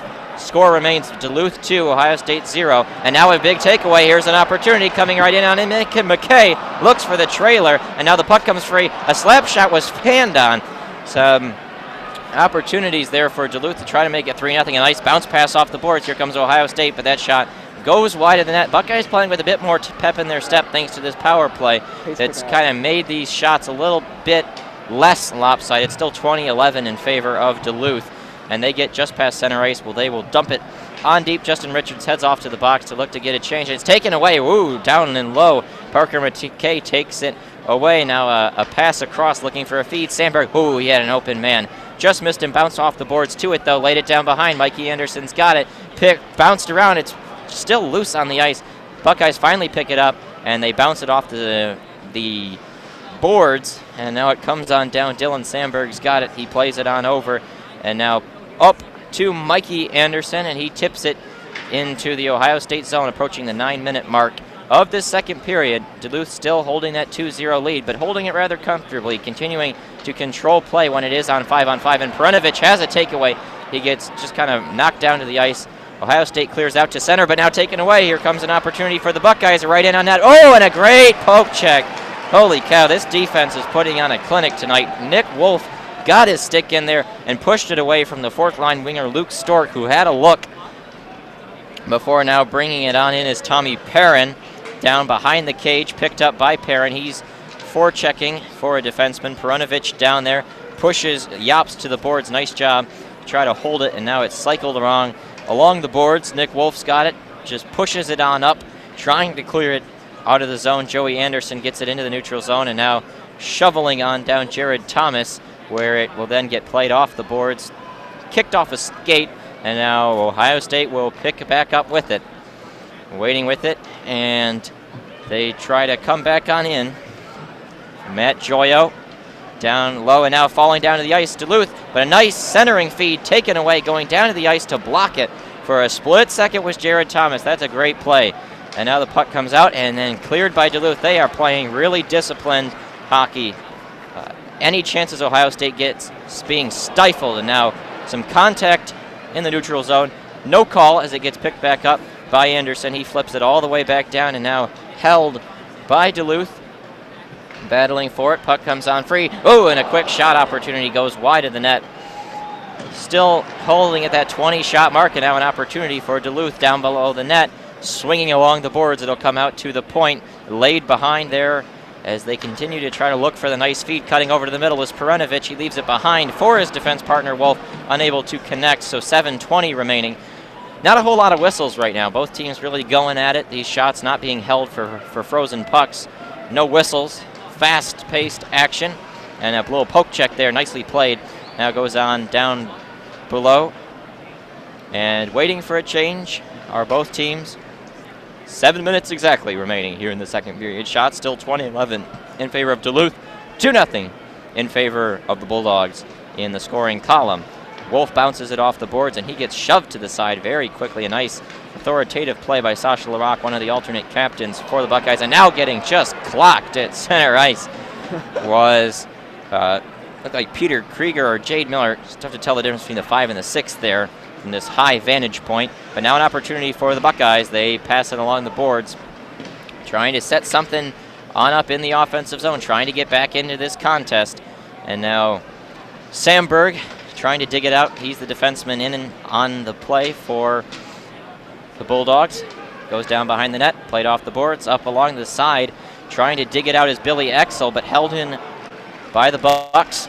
Now it goes on low for Dylan Sandberg. He clears it out, but just can't quite get it free as it continues to be held in there. Ohio State with some extended zone pressure, but not a lot of great looks despite holding it in the offensive zone for almost a minute now. And that's just the quality of high-quality defense. Now along the boards, and it's cleared all the way back down. That'll be an icing. So that's a whistle, but not the whistle Duluth was looking for. They cannot change. 5:44 remaining in period number 2. We also can't get the under 10 timeout. We're going to have a couple commercial breaks pretty close back-to-back. Yeah, I mean, Ohio State, that was a long time without a stop. I mean, that was back-and-forth hockey, but Duluth's one-on-one defense is too good. They are too good with a stick at disrupting the puck from the Ohio State handlers. And Ohio State is not going to beat them going ISO. They have got to move the puck side to side. And here we've got a really smart decision. I believe Scott, it was Scott Sandelin calling the timeout. Very smart play. His players cannot get off for a change. They're tired after being in the defensive zone. This is a good usage of your timeout. Yeah, it's a very long stretch of just back-and-forth hockey nonstop. And you got to love the energy that Duluth continues to maintain in this game with 5:44 left in the second period. No drop-off from the moment that they stepped on the ice to now. It's been consistent energy, and you really can't say enough about that in itself. So as we approach this 5:44 mark of the second period, 2-0 in favor of the Bulldogs, I do think that we entered this period saying Ohio State needed to at very least even or cut the deficit in half to 2-1. That I think still stands here in this last 5 minutes. Very crucial. I think that's the goal for Ohio State. They still have a great opportunity to do so. They've done a great job shifting the shot balance as well. Only 3 shots allowed so far this period, while having 7 opportunities for themselves. But still, low shooting in general, and this is what 2 good defensive teams are doing. Ohio State has really tightened up since that initial. They really have. But the challenge here is that when you do get blitzed out of the gate and fall down 2-0, this is a really hard team to come back against. And the way they keep leads, and that's what we have really seen, tight defense. And despite this increase in shot looks, not a whole lot of increase in quality looks. That one play on the power play when Coleman got down to block it, but outside of that, not a lot of good looks. Yeah, for sure, for sure. So 5:44 remaining in this second period. And the draw is won back by the Bulldogs. That is exactly what they wanted. They need to get off the ice and get the change. And now it's flipped on into the offensive zone, exactly what the doctor ordered. And now it gets pushed along the boards. Tried to find a centering pass. Scott Perinovich stepping up. He's got it down along behind the net, and he cycles all the way behind the cage and passes it across. Now we've got a breakaway opportunity. Oh, boy. But they just couldn't connect on the tape. And now a little look in front. Ooh, a nice play in front of the net. Mason Yopst getting a pass from Freddie Girard. Girard was the one with a chance for a breakaway, but again, a good pass, but just not connecting. And I don't know what more can be said than just unable to really be firing on all cylinders. Oh, and a great check there. Nice play, Dylan Sandberg, to be physical and stifle the rush as a little chip goes into the Ohio State zone. No icing. The Buckeyes setting it back up under the 5-minute mark remaining. Long clear into the Bulldog zone and went up and out of play, and we will finally get our media timeout. Both teams will head to their benches for the regularly scheduled commercial break. Shot still 20-11 in favor of Duluth. Dylan Sandberg, a big kid, 6'4", 215. And he stepped up. It's a big step up for a nice check there for the freshman who is drafted by the Winnipeg Jets. And a lot of reason why the Jets would look at that kid. And they've nice size from the defender. Jets have done a lot of good drafting in recent years, building their club into a team that's going to be contending for a Stanley Cup this spring. It'll be a whiteout in Winnipeg, Manitoba. And speaking of Canada, we've got a few Canadian-born players on these rosters. Minnesota obviously being pretty close to Canada. We've got a few players, Blake Young from Battleford, Saskatchewan, Billy XCel from Thunder Bay, Ontario, and the third-string goaltender Ben Pat from Brampton, Ontario, Parker McKay from Irma, Alberta. For Ohio State, I did not scout this before the game. They've got Kevin Miller from Stony Plain, Alberta. Other than that, they've got Sasha Larocque from Calgary, Alberta. So they've got two Canadian players. So we do see a few guys in action as we got our military salute, I believe. Salute to the military, I do believe so. Yep, the veterans standing up. We've seen a few Wisconsin sweaters in the crowd. We just saw a Wisconsin veteran standing up. Some college hockey diehards making the trip over. We were through Wisconsin. Not a far drive from Madison, where we did stay last night. We were in Madison last night. Nice to see. Always a beautiful town. We went on the bridge between the two lakes. Yes. And the strip of land that runs between there. Saw the Capitol. We got lunch at a Culver's in Eau Claire, Wisconsin. So we got a full Midwestern tour, and this is a Midwestern Frozen Four. We got a team from Minnesota, a team from Ohio, a team from Michigan, and a team from Indiana. So the Midwestern sometimes those East Coast elites try to steal college hockey with their New England teams, but the Midwestern values have taken the Frozen Four back here in St. Paul.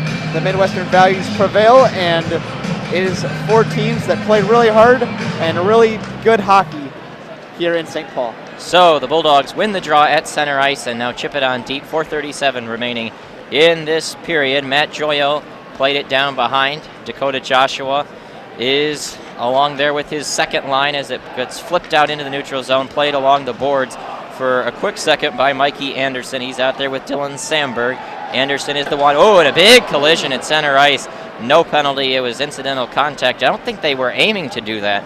It just kind of a hard collision. Brandon Kearney just ran into some traffic in the neutral zone as now the puck gets chipped in to the Ohio State zone where they're trying to get it out but cannot do so. Held in at the line for a nice play there by Justin Richards. And Richards is an interesting player, as a matter of fact. He is from Columbus, Ohio.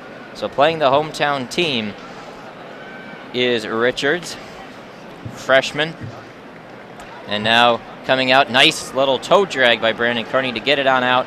But just that speed, a great back check by Parker McKay. And now an opportunity of two or three on one rush. But a nice job there to cut over to the middle. Gordy Meyer, a good defensive play to stifle the Duluth rush. 3:20 remaining in this period. They look for the trailer, and there it is. Oh, an opportunity in front of the net, and no one there to tap it in backdoor on Hunter Shepard. And out comes Duluth the other way. They've got a 4-on-3 set up, and they're just going to do a big slap shot. Romeo doesn't know where it is. He gets the trapper down and hangs on to it. We've got another commercial timeout. We said they were going to be too close back-to-back.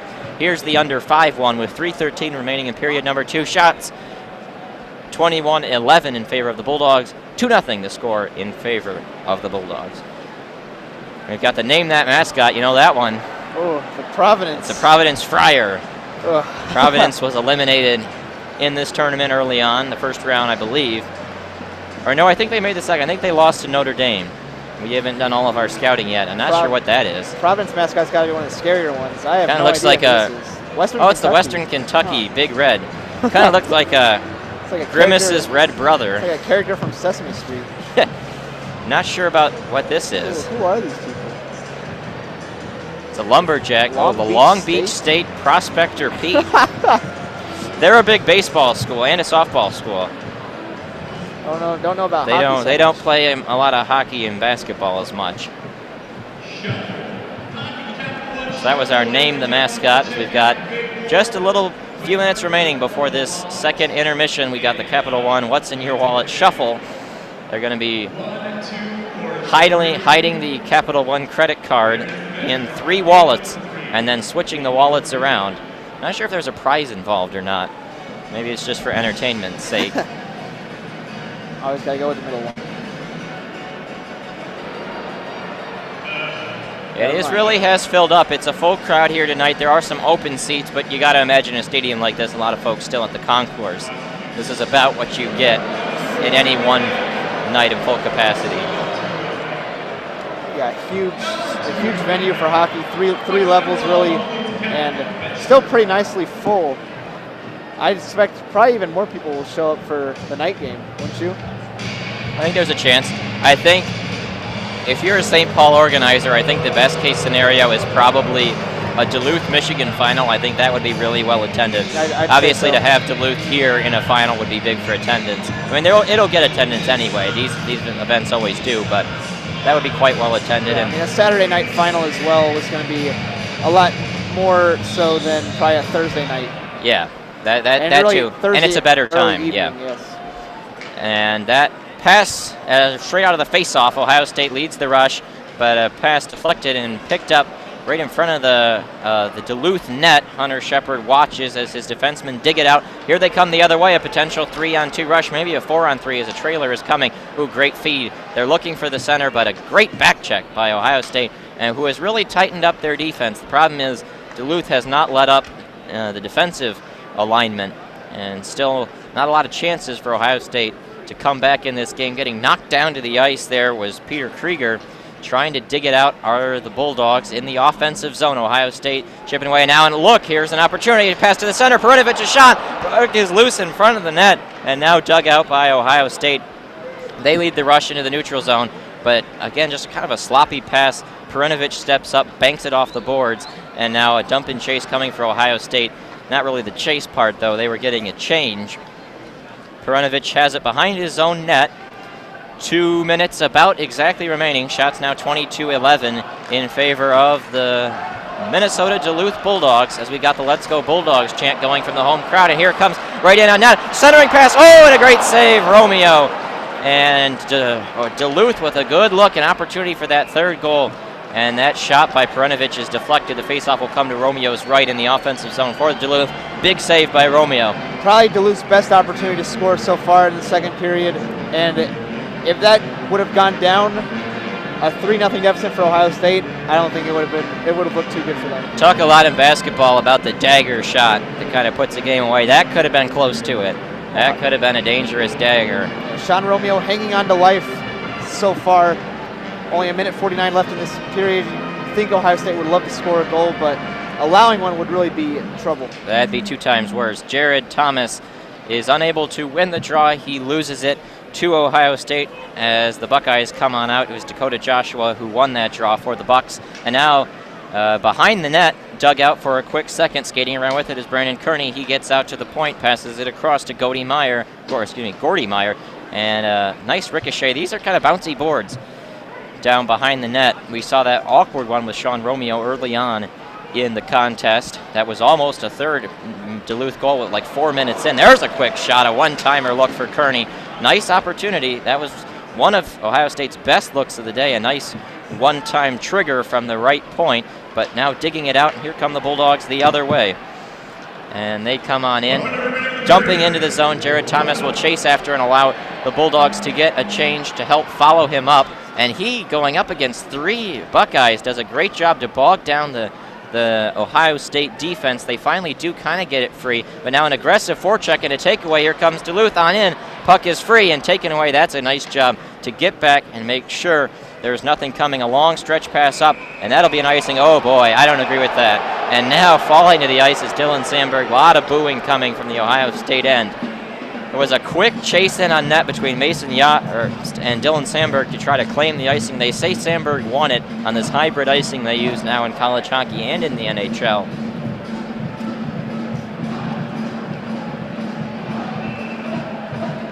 Yeah, tough call there. Maybe it could have gone either way, but they'll head back to the Ohio State zone. Ohio State, another opportunity that maybe they could have used to capitalize, but unable to do so. 36 seconds left in the period.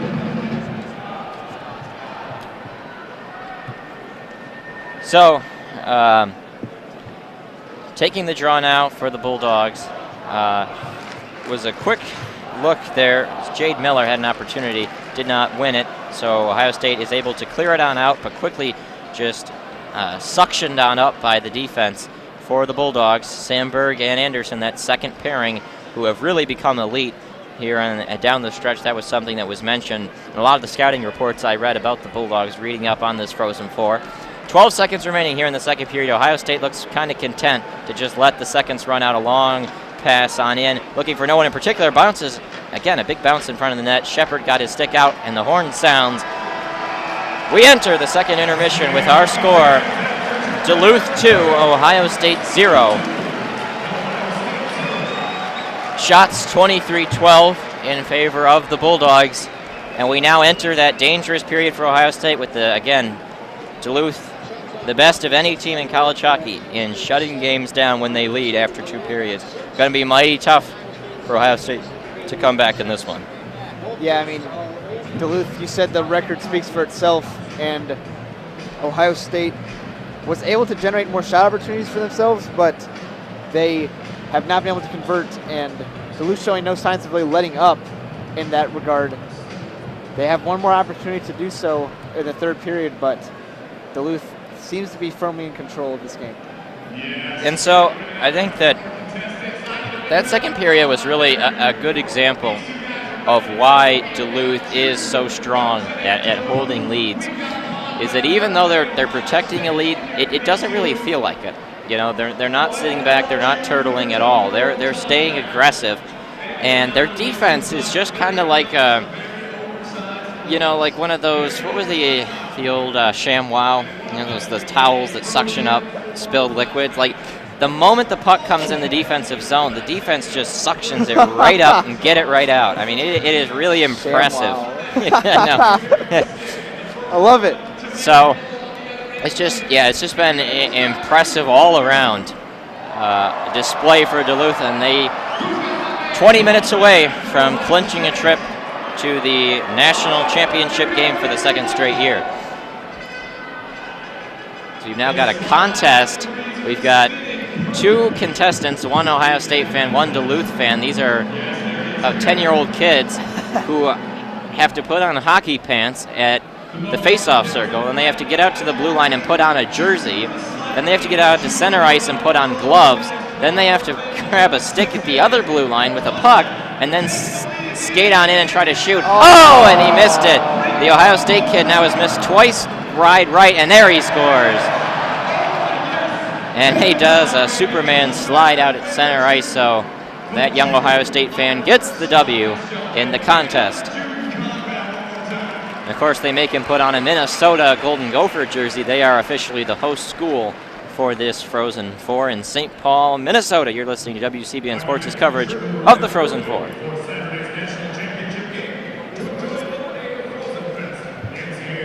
And we have an advertisement for the Frozen Fest, 7 Corners parking lot, Gate 2, Saturday, April 7th at 2 p.m. Free admission. That'll be a lot of fun. We might have to get over to that. Yeah, on Saturday.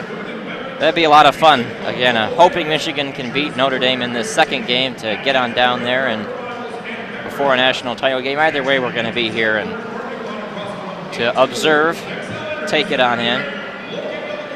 Yeah, no, we'll definitely have to get over to the Frozen Fest on Saturday. Have to walk around the stadium between games here for sure. Not sure exactly what the Frozen Fest is. I'll take a look on their website. There's some games. It's like all the corporate sponsors of the NCAA have like booths that they run. So like Capital One will have some games.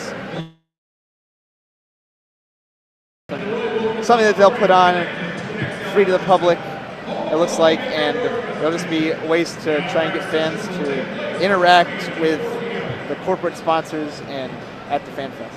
Yep, they've got music, food, hockey interactives, and more at the Frozen Fest. It's going to be cold, though. Looking at the forecast, 31 degrees is the high for Saturday. Get your parka out. But, you know, it's probably warm for Minnesota. The growth of hockey in warmer areas, I mean, Nashville obviously really responded well to the Predators making the finals a year ago. Starting to see stars like Austin Matthews come from Arizona. I mean, it's been great for the sport to grow in warm weather areas, but it's still just, it feels right to have the Frozen Four in a chilly northern environment. It does feel right, and especially in Minnesota, I just feel like the state of hockey, where hockey belongs. And being from Texas, I could not believe that the Minnesota North Stars moved from Minnesota to Dallas. Yeah, that was remarkable to me. That the state of Minnesota didn't have an NHL team for a period of time, and the Wild are back here at XCel Energy, where we are. But that was remarkable to me. They've got the Wild back, and they've been pretty successful the last 5 years, and I believe they clinched the playoffs a couple nights ago. It's almost the end of the NHL regular season. The Timberwolves also fighting for a playoff spot. Yeah, actually, I was thinking about this. Pretty good sports for Minnesota right now. I was thinking about this last night. Actually, was they got the Twins. The Twins made the wild card game. The Vikings made the NFC title game, and now they've got the T-Wolves and the Wild, and so all four even Minnesota the Lynx teams. Too, even the Minnesota Lynx, the WNBA team. They're always good. And the Gophers of Minnesota, normally pretty good in hockey. They were good this year, but I think they really underachieved relative to their talent. They had Casey Middlestat, who's going to be a really good player for Buffalo in the NHL. And Minnesota, they choked. I mean, let's be real, the Gophers choked. All they had to do was probably win 1 or 2 games against Penn State late, and they lost 4 straight games to Penn State, all in State College, to close out their season. 2 at the end of the regular season, 2 in the Big Ten tournament, and boom, they were squeezed off the bubble. But they'll look to get back next season in part of the very competitive Big Ten Conference, putting 3 teams in this Frozen Four. And when you look at the Big Ten in the hockey, I don't see any sign of it slowing down. I mean, Steve Rohlik has built Ohio State into a good team. Mel Pearson should have been the coach of the year, in my opinion. We went to Jeff Jackson, who we will see coaching Notre Dame. He's also a very, very good coach. So, no complaints there, but they're good. Minnesota's always good. Penn State's been very good since getting a program. So I expect the Big Ten to be quite excellent in hockey next year, too. Poor Michigan State needs to find a way to climb out of the cellar and make it a good conference all around. Well, the conference is in good shape when Michigan picked to finish 6th in the preseason poll, ends up making the Frozen Four. I think that's when the conference is in very, very good shape. So. Part of that absolutely was the coaching job of Mel Pearson. Yep. Excellent work from him. 2 of the best coaches in college hockey going at it in this second game, which will be coming up sometime after the end of this one. Between Michigan and Notre Dame, they will play the winner of this contest. Duluth so far looks like the team that'll be there, but they got to seal the deal in the 3rd period, as we have still just about 11 minutes remaining in the second intermission. As we have been handed our second period stats.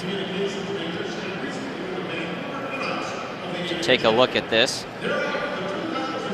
Looks like the shots are exactly the same. Not sure. I think the first page is probably... The first page looks similar. Shots were, though, 8-6 in favor of Ohio State. That part is updated. The 1 penalty taken by Duluth in that second period, Ohio State got 3 shots on that power play, unable to convert. That's something they're going to look back on if they cannot win this game.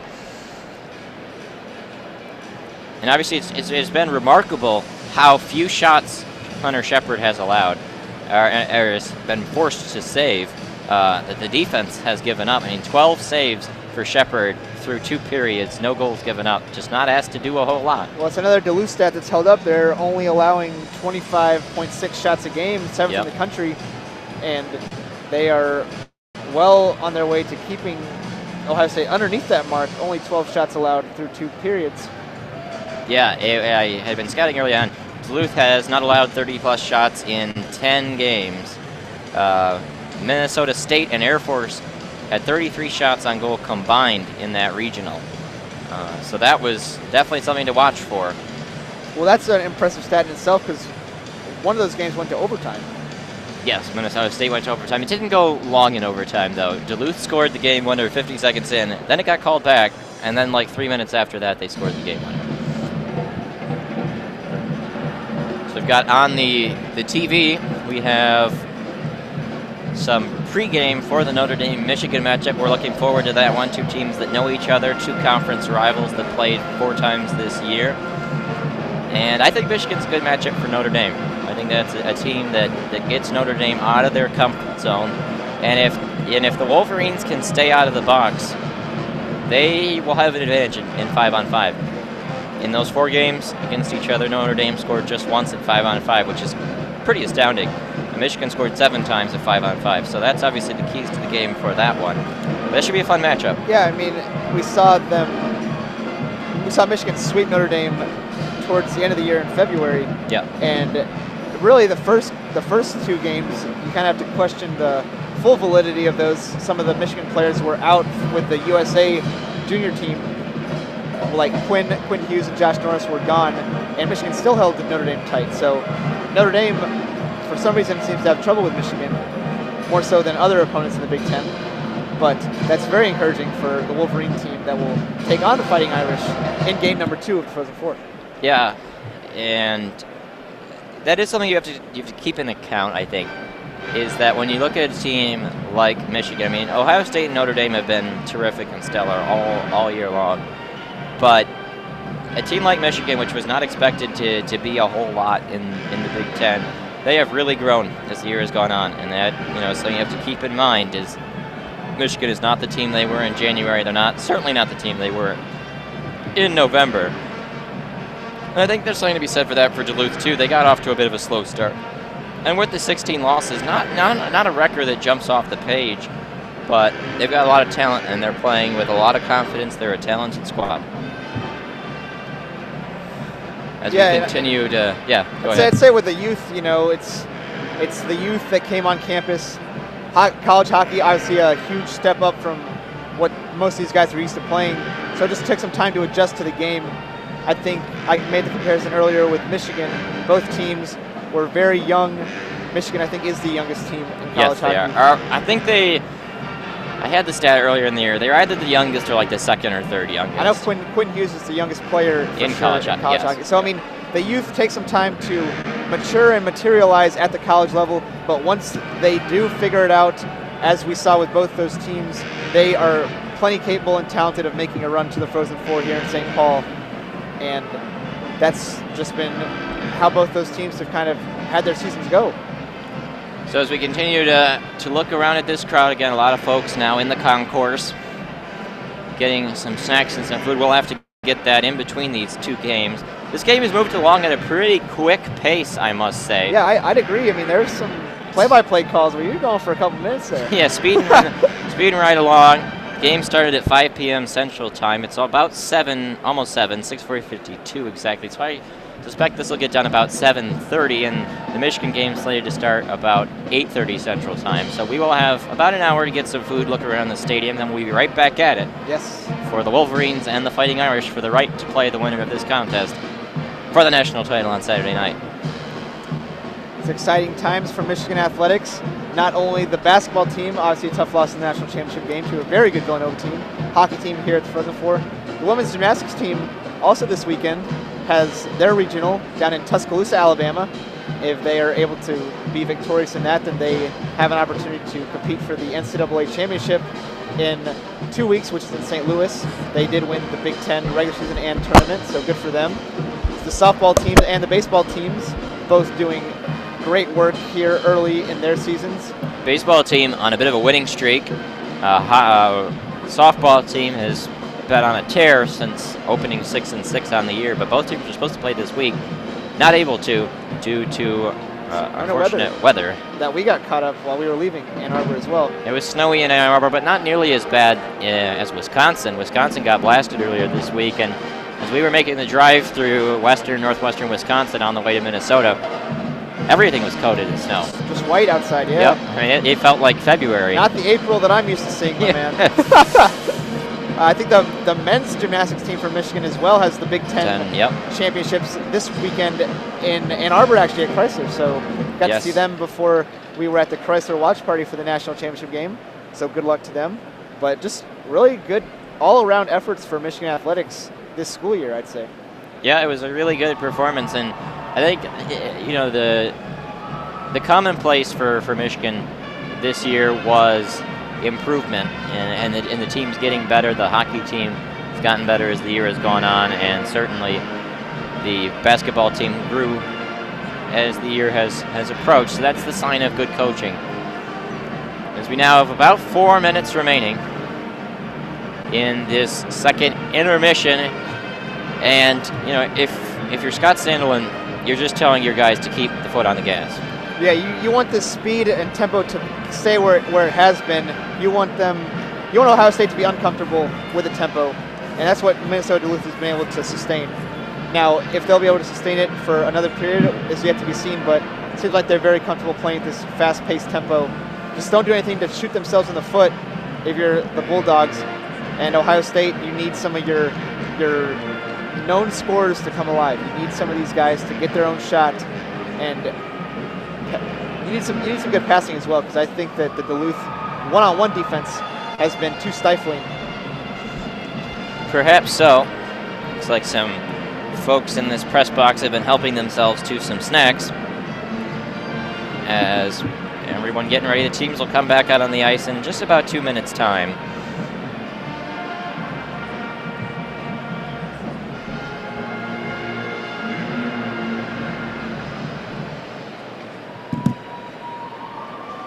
The highlights playing up on the board once again.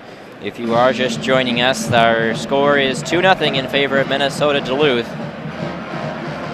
Our goals, both at even strength, both about 3 minutes in. Louis Roll at 1:53 of the first period. Assists to Matt Anderson and Parker McKay, and the second goal, 3:04 into the first period. Our Jared Thomas was the goal scorer, assisted by Carson Coolman.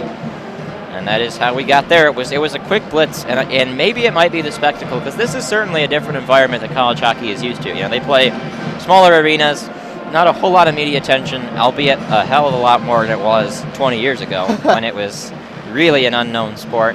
And as it has grown, there is more attention to it, but still, this is the biggest stage, and they're not used to playing for the most part in 20,000 people arenas. And you know, media day yesterday. So Ohio State did get that opportunity in the Big Ten tournament. They hosted Michigan at the Columbus Blue Jackets Stadium. Yep. So it might have been just the bright lights for a team that's program has not been there in a long, long time. Well, and you have to credit the youth of Duluth for coming out ready to go. I mean, not letting the lights blind them at all. They came out and caught a deer in the headlights, really. Yeah, I think that's a good way to put it. And it's it is a tradition of guys, being used to playing in these types of big moments. Even if these players specifically weren't here a year ago, it's a tradition of being competitive and making the NCAA tournament. They've made the tournament 2011, 2012, 15, 16, 17, 18. So that's 6 of the last 8 years, including the first year being their national championship. They have really built a program to be proud of, and they're 20 minutes away from another gaudy milestone. If they can put it all together, the Buckeyes will be looking for one last push, saving their season. That's what it's all on the line here in these last 20 minutes, as both teams coming back onto the ice. Ohio State first out. Duluth will be right after them. And some boos rain down from the Duluth faithful. And out come the Bulldogs. Getting ready, we will switch ends once more. Romeo will be in the end closer to us. Shepard in the end farther away from us. We man the far left side of press row. Yep. From the top of the valley that is the XCel Center. We have seat number 4 and 5. It starts from 1 and goes all the way down the other end. I think there were over 100 seats here for media. A lot of folks coming to watch. Also a lot of NHL scouts in the building. A lot of talent. And there's a graphic chanting "Let's Go Buckeyes" going on at center ice, and the Duluth fans not having that. Bulldogs get their chance to respond. Yeah, Bulldogs get their chance to respond. And they do so rowdily. Yep. They are into it. They're excited, and they can taste it like a bulldog tasting the dog treats. Yeah. A big tradition of hockey up in northern Minnesota, and not a whole lot else to do in Duluth, a gritty Midwestern town. You know what they say, Alex? A hungry dog runs fastest. Let's see how bad the Bulldogs want it. They Gotta imagine they will be motivated, but Ohio State feeling the gun to the head, knowing that this is the end if they do not mount a comeback. And right off the draw, Duluth shovels it on in. Romeo puts the trapper down. 19:52 remaining in period number 3. The fans still coming back to their seats. They're getting some food. 2-0 in favor of Minnesota-Duluth, trying to close it out. This is a great opportunity for Duluth in the Ohio State zone to maybe put a stamp down, but nonetheless establish control right out of the gate in the 3rd period. Yeah, a 3-0 lead for Duluth would feel kind of like the end if they can do it. So Ohio State needs to play tough, disciplined defense to prevent that from happening, and they need to find a way to generate consistent pressure, which they've just been unable to. Only 12 shots in 40 minutes entering this 3rd period of action. It's the final chapter. Just getting in on side were the Duluth Bulldogs there, and slipping down to the ice, falling there was Peter Krieger, as Duluth unable to keep it in. Mason Yopps getting right up. Oh, and a nice, again, another great defensive play there along the boards. Now it comes on down. Mason Yopps has got it and pinching right on in. That was not a defenseman. That was a forward, Jared Thomas. They continue to just, everyone getting involved, everyone helping out on the defensive end, as Jared Thomas went kind of by him. Carson Kuhlman then played it. And now still out at center ice, just kind of bouncing around, now going down hard to the ice for Ohio State was Dakota Joshua. Incidental contact, the puck was right there. And now wristing in, just going wide. And now trying a wraparound opportunity in on net, but nothing coming. Good look, though, for Ohio State. Can they generate a better chance here? Dakota Joshua has it behind. He's trying to skate with it, just left it behind himself, but unable to find a Buckeye. Comes out to the point, and the shot is blocked. Nice play by Jared Thomas, getting himself in the way, and just able to get it out, but Ohio State swarming in the neutral zone. They play it on deep. Both teams trying to get changes going here. 18:20 remaining in period number 3, and now a hard hit. The puck comes free, right out in front of net. It's loose, and they battled for, and a great opportunity, unable to put it in. Comes out to the point. That might have been their best chance of the game, as it was just a quick look, unable to do it. Now the puck comes out in front of the net and trying to chip it out. They cannot. Great job there by Matt Joyo with the line to keep it on in. His shot, and it's blocked. Nice job by Minnesota-Duluth to get in front of that shot. They'll get their change, but Ohio State looking strong here so far, getting some chances. Ronnie Hine is hit hard up against the boards and pinned there as Duluth picks it out, but a strong forecheck. Ohio State keeps it on in. Duluth picking it up, plays it off the boards, bouncing on around, and now held with it in the neutral zone, and Duluth brings it on up. Quick little chip, as Ohio State will have to recollect it behind their own net. So some good-looking chances at 5-on-5 play so far for Ohio State. They need to continue to generate that pressure, as time is their enemy. 17 minutes remaining just about in this contest. Shots 24-14 in favor of Duluth. And now getting bounced hard. Hard hit, a wraparound try. Duluth's got it in front of an opportunity, and a wraparound from Peter Krieger, unable to bury it. Now they come the other way to the Buckeyes, but another job of stifling there by the Minnesota-Duluth defense. Kevin Miller had a chance, unable to convert with it. Now come the Bulldogs the other way. That one gets tapped at center ice, and so no icing as it goes all the way back down. Sean Romeo touches it behind his own net for Gordy Meyer as the Let's Go Bulldogs chant start. And now the Bulldogs fans and the Buckeye fans trying to duel and get their teams back in there. To lose puck in front of the net. Ooh, a nice look there. Opportunity for Joey Anderson. A nice feed. That one gets blocked. Another opportunity. That shot is blocked in front of the net. Romeo couldn't see it as it was knocked down before it got there by Matt Miller, who then shoveled it over to the sideboards. Tanner Lisinski's got it. He brings it out to center ice. Duluth gets their stick on it, and they shovel it over to the side past the right blue line, as Lisinski will dump it on in. 16 minutes remaining, and that puck bounces in front. Everything is tightening up. Both teams getting some decent looks. And if one team can convert, it will shift the game hugely in one favor or another.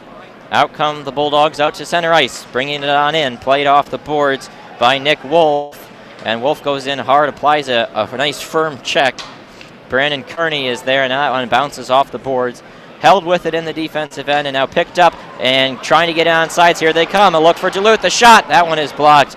Not sure I like that. Blake Young probably could have skated to his right a bit and found a better angle. That shot gets blocked. Peter McKay, I think it went off of Young himself, as Duluth is aggressive right now. Ohio State and Duluth trying to get changes, but this forecheck right now punishing for Duluth. McKay's got it along the boards. An alternate captain leaves it behind for Blake Young on this third line for the Duluth Bulldogs. They wait with it, play it off the boards, leaving it on behind, still trying to battle for it. And a nice hard check applied there. Matt Joyo, everyone trying to get involved, and now an opportunity, a shot in front of the net. Oh, and it bounces big time out to the boards. Matt Joyo will get to it, and he'll finally clear it on down, but picked up out of the air by Duluth, and now an opportunity in on sides. Here they come, a shot. That one is into the glove of Romeo, and the faceoff will come to his right. 14:48 remaining. We hit the under 15 timeout. Man, the Buckeyes in the opening couple minutes of this period have got to be knocking their heads against a tree or something. They had some great opportunities to tighten this game up, unable to do so. And Duluth, they have opened up the onslaught of shots now at 27 shots for the game. They are in fine position, dictating control and tempo of this game. You know, some of the shots they're taking maybe aren't even the best shots like you mentioned, but they are keeping Sean Romeo on his heels. They're keeping the Buckeyes thinking about the shots constantly coming at them, and no matter what, it has just been Duluth. Pressure, pressure, pressure, foot on the gas. You gotta love the energy the Bulldogs have played with and maintained since the opening faceoff. Yeah, I will say that this is it was a good opportunity for Ohio State, unable to do it, and now Duluth has had some looks, and again, it's just one of those things where you know that whoever it is that scores, it's going to be a dagger. You know, either it's going to be a dagger for Duluth or it's going to be a close game. But Duluth has hung on to this 2-goal cushion for a long time now. I mean, this is now only 15 minutes remaining, and they were ahead 2-0 3 minutes in, so they've clung for a long time, but they're good at protecting leads. They're the best team in college hockey to do it. No losses in regulation in the last 3 years when leading after 2 periods. Say Duluth, you know, they are also doing a great job of just keeping this game going. You know, Ohio State, not a lot of chances to really have stoppages of play. There have just been constant streams of play for multiple minutes at a time where neither team has had a stoppage. And I think that really plays into the hands of Duluth more so than Ohio State. Duluth wants to keep this game moving quickly and up and down, and especially with the lead, they just want to keep the time going. We've got the Emoji Movie Challenge, and Forrest Gump was the answer to that one. A Duluth fan wins the challenge, and a man in an unknown sweater is unfortunately the loser. And we saw a Fightin' Sioux jersey. They're not the Fighting Sioux anymore, but again, a lot of North Dakota fans in attendance. Not a far trip. Nope.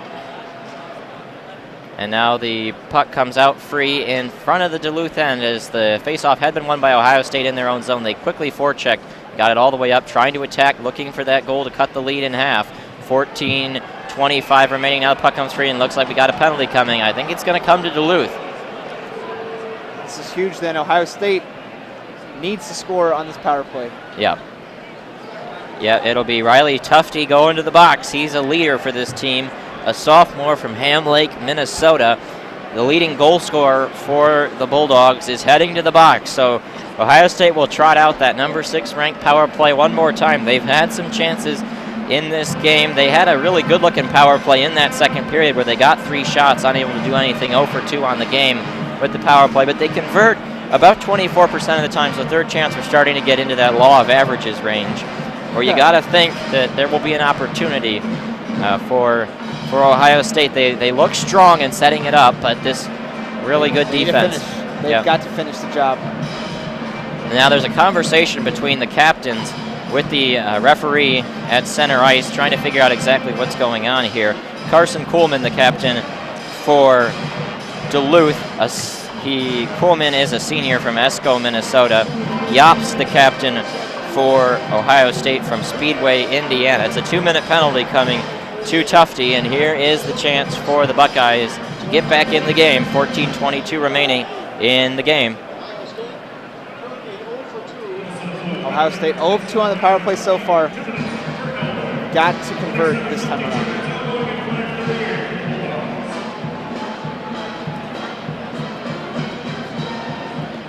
And the face-off will be taken. Joshua got kicked out, so Lisinski will come in. They are really loading up with the firepower on this one. Joshua, Lisinski, and Jobst all on the top power play unit for Ohio State. Bulldogs tried to chip it out, unable to do so, held in at the line. Wyatt Egge, he's out there with Gordy Meyer. It's back to Meyer at the point. He goes down low, looking to try to set it up. A shot, nice save by Shepard. If it got through to him, might have been blocked, tough to tell.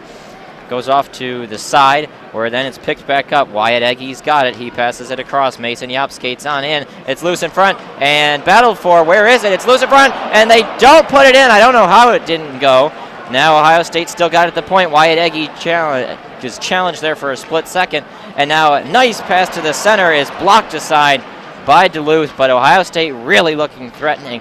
They trying to put it on in. That shot in on Shepard. He puts the glove down, and that was a big sequence there for Duluth, managing to hang on to this 2-0 lead. 13:38 remaining, $1:16 to go in the power play. Yeah, Duluth not going to give Ohio State anything easy. Still pressuring out on the perimeter. If Duluth can hold on and not allow a goal, you have to think that they're in even better position. Yeah, Shepard didn't know where it was on that one scramble, and it goes right by the net, and they had to clear it out. And so now the face-off will stay in the Duluth zone as we have a whistle. Went out of play off of a Duluth player.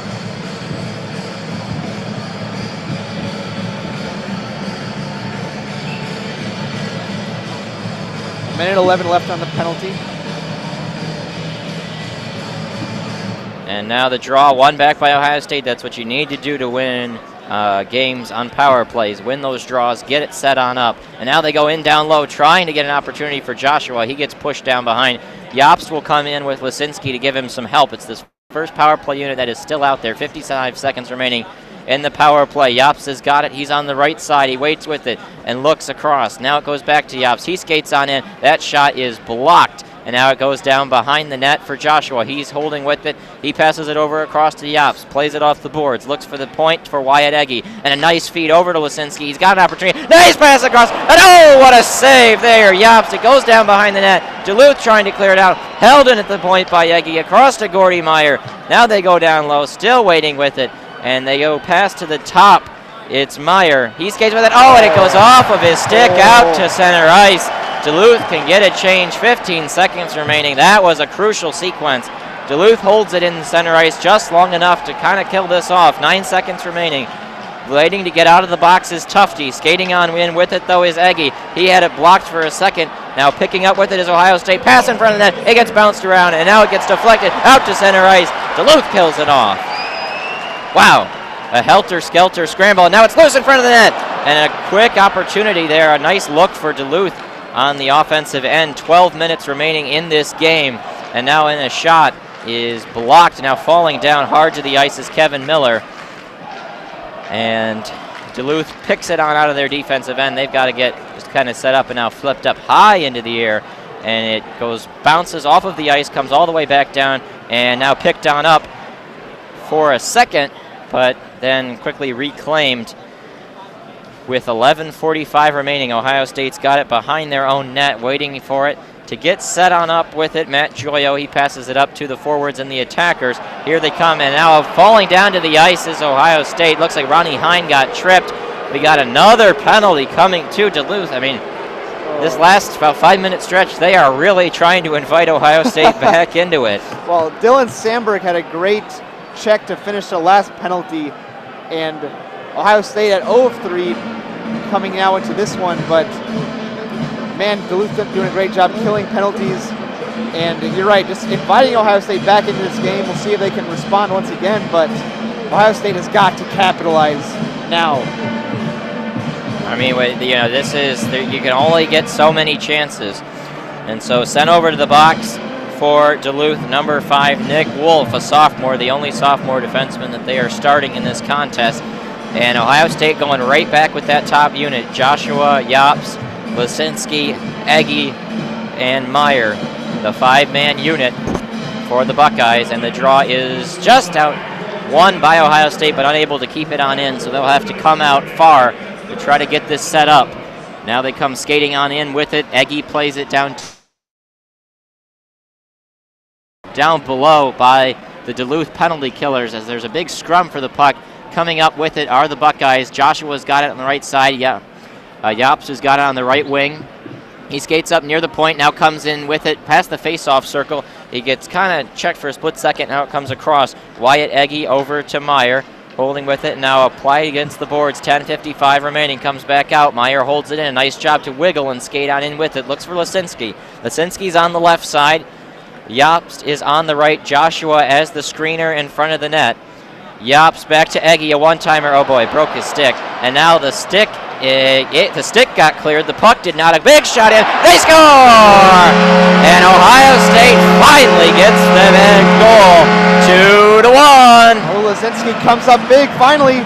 And, you know, you're right. The law of averages on the fourth penalty. The Buckeyes finally able to get it done. A little bit of a crazy sequence with the stick breaking, puck going crazy, but it's Lisinski putting it in the back of the net, and Ohio State has life with 10:33 to go. This is going to come down to a big ending. Oh boy, that's a bad play there. Hunter Shepard. I don't know if there was a screen. It doesn't really seem like it. He was on the complete opposite side of the net. He just totally loses it. I mean, he went over to the right side when the puck was on the left. Yeah, I mean, he started on the left side, but then he shifted over. He shifted the wrong direction for the way the shot was coming, which is rather odd for a goaltender who is as good as Shepard is. He was initially positioned like right where that puck would have hit. But it was an unfortunate play there for Duluth because the stick breaks, and some of the players think the puck got out, but it was really the stick that got out. Yes. And instead, the puck stayed in. Lisinski had an odd man situation, and with a really clear look in at the net, snipes it. But certainly got a bit of a gift there from Hunter Shepard. Now, we're back at 5-on-5, though, and Duluth has been suffocating at 5-on-5. So if they can suppress the chances at 5-on-5 and stay clean the rest of this game, I think they can hang on to the lead. But they haven't been staying clean these last few minutes. They've been really undisciplined, and it has really caught up to them, allowing Ohio State back into this contest 2-1. Duluth still with the lead, but the Bucks trying to make a comeback. As the puck comes out to center ice, about a minute of play of just kind of back and forth in both ends, but no real good chances so far. Now Wyatt Eggy picks it up along the right wing boards, and his centering pass just too far to be picked up on the tape by Luke Stork. Here comes Duluth the other way, skating around with it, along down behind the net on the right side, and getting pushed down to the ice for a split second was number 19, Justin Richards, and out come Ohio State the other way. Matt Joyo plays it off the boards, now going in, down with it. McKay leaves it behind himself. Digging out with it are the Duluth Bulldogs. Played off the boards. It goes all the way back down. 9:20 remaining. This is when you're starting to hang on to your seats. It's going to come down to a close finish unless Duluth can get an insurance goal, which they obviously want. That shot, though, it was really a clearing attempt. Goes out of play. So the face-off will come in center ice. When we come back, or not we come back, we don't have commercials here. 9:10 remaining. I was going to say a commercial break, and that kind of crept into it. 9:10 remaining here in period number 3. Shots 27-19 now in favor of Duluth. So Ohio State has chipped the way back in the shot margin, but part of that having all those power play opportunities. Back-to-back power plays, really able to wear Minnesota-Duluth down as well in that. Yeah. So just the chain of events that occurred really in Ohio State's favor, and they seem to be skating with a lot more life right now. I think for the first time this game, you finally see Ohio State skating with some passion, skating with some desire, and we'll just have to see if it's able to continue through the rest of this period and maybe give themselves one more chance to force overtime, or if a really extraordinary period, potentially win the regulation. And now we've got parachutes coming down from the rafters. You know what would be nice if it came down from the rafters? Some heat. It is really chilly up here. You know, I don't really know much about science. I do occasionally dabble in the subject, but from what I learned, I thought that hot air was supposed to rise, and I don't know if that's really the case here in this press box. I think those are shirts attached to the parachutes. We've got some folks here up on the catwalks in the rafters, and they are just chucking these parachute shirt combos down. And they are coming right down. These fans, they're throwing a lot of them down. I mean, I know it is a 20,000 seat stadium, but a lot of folks are going to be going home with souvenirs. Got to keep the fans engaged, Alex. It's the new marketing strategy. So 9:10 remaining here in period number 3 and in the contest. Duluth leads 2-1. They've been good at 5-on-5, better than the Buckeyes at 5-on-5, and if they remain 5-on-5 the rest of the way, I think they will win. But for one, if it remains a 1-goal game, Ohio State will get some chances with an extra attacker when they pull the goalie, and that will be, a really crucial crux. So Duluth is going to try to press forward to try to get this insurance goal and give themselves some padding back. They got those first 2 goals 3 minutes in, and they have clung to the lead. They're a very good team at clinging to a lead, but right now it's really testing the will. You got to wonder if the fatigue may start to set in. Ohio State, very methodical, can really sustain that over a long period of time. Duluth, a lot more speed and athletic oriented. Right off the draw, puck gets tipped and deflected up and out of play, and it's snatched by a fan sitting next to someone in a Minnesota shirt.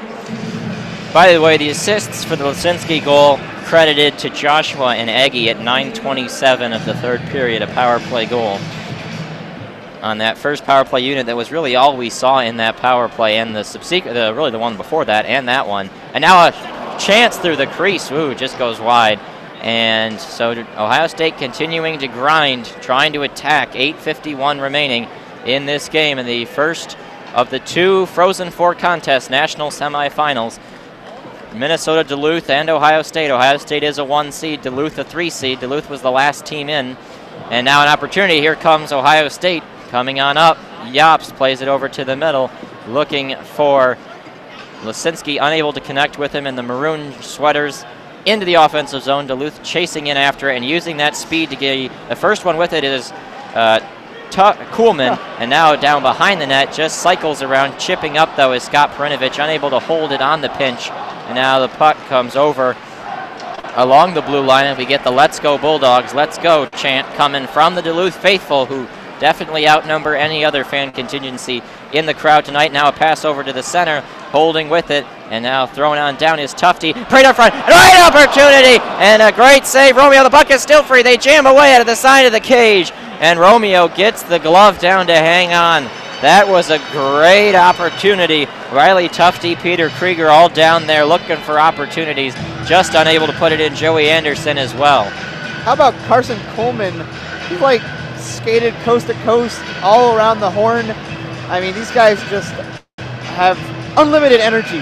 Helping to create the opportunity there. It was Tufte who played it down behind where Krieger picked it up. He flipped it to Anderson for a point-blank look, and Joey Anderson, whose younger brother Mikey Anderson is on this squad. And a good look, unable to bury it. And now a puck that goes free. It's going to be an icing if they win if Ohio State won the rush. They did not win the race. So Duluth now with an opportunity in the offensive zone, an aggressive forecheck. McKay down there, and now a wraparound try. Oh, it just goes wide. Duluth really pressing to get this crucial 3rd goal. They want to extend the lead. LaRock battles for it down below the net. They're trying to dig it on out. Here comes Wyatt Eggie, and Eggie hands it off along the boards to Luke Stork. Stork and Eggie there with it, and Eggie flips it on deep. Ohio State, all 5 guys, a full wholesale change. Skating up with it are the Bulldogs, looking for an opportunity just past center ice. Is as long as Louis Roll, who scored the first goal in this contest, is willing to go with it. Falling down to the ice, Ohio State player, no penalty called, but here comes Joshua, down behind the net, battled for. He gets pushed down behind. Careful not to take a penalty was Duluth, and now a 3-on-3 rush coming the other way as they break out of the defensive zone. Here come the Bulldogs into the Ohio State end. They bring it on in with it. Peter Krieger in down there deep, Jared Thomas rather, Carson Kuhlman as well. All kind of being aggressive. Nick Wolf, the defenseman, watching, and now it's picked up behind and look for an opportunity. Trying to hold it is Carson Kuhlman, the captain. He plays it along the boards to the side. He picks up and played there. Now battle below. Jared Thomas has got it right in front of the net, and he flips it in on net. Romeo puts the glove down. Not much of a shot, but with 6:16 remaining, this Bulldog forecheck really aggressive. Yeah, I mean, Ohio State scored, I'd say, around the 10:30 mark. It was 9:30. Into the period. 9:27. Okay. And so Duluth done a great job taking about 4 more minutes off the clock since then, and most of that time has been spent in the Ohio State zone.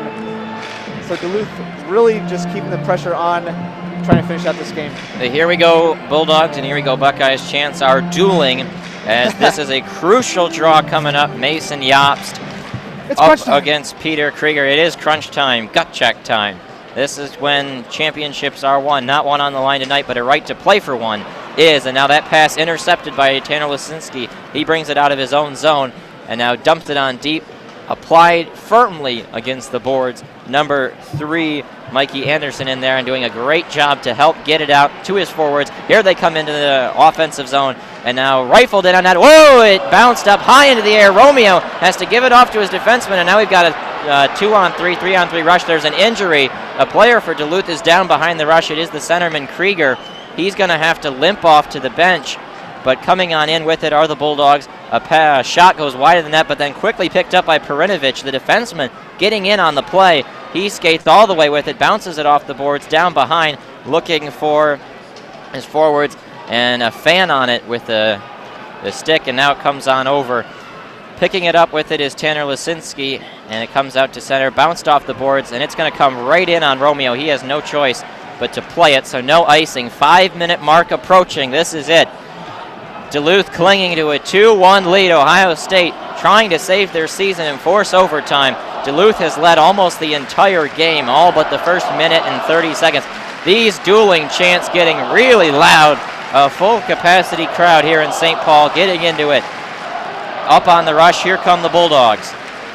They hand it off right in front of the net, off to the right side just a tad, and it gets battled around, bouncing a pinball. Nick Swaney with an opportunity before it gets picked up by Matt Joyo. The defenseman leads the rush, but again, that suffocating defense.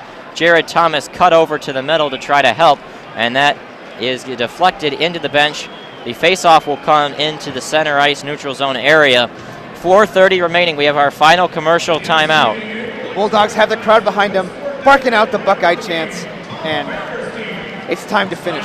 Who has more gas in the tank? Well, 28 shots for the Bulldogs, 19 for Ohio State. The Bulldogs leading the Buckeyes by 1. 2 goals for Duluth, 1 goal for Ohio State. They have protected the lead all game long since they scored just over a minute into the contest, blitzed Ohio State out of the gate. And we take a look at some of the highlights. It's the Powerade play of the game. It was that great stretch pass to Jared Thomas, Kuhlman to Thomas, and that's how you finish on a breakaway opportunity, right in on Romeo, and he went forehand, backhand, slides it through the 5-hole. Oh, the beautiful in and out. Yep.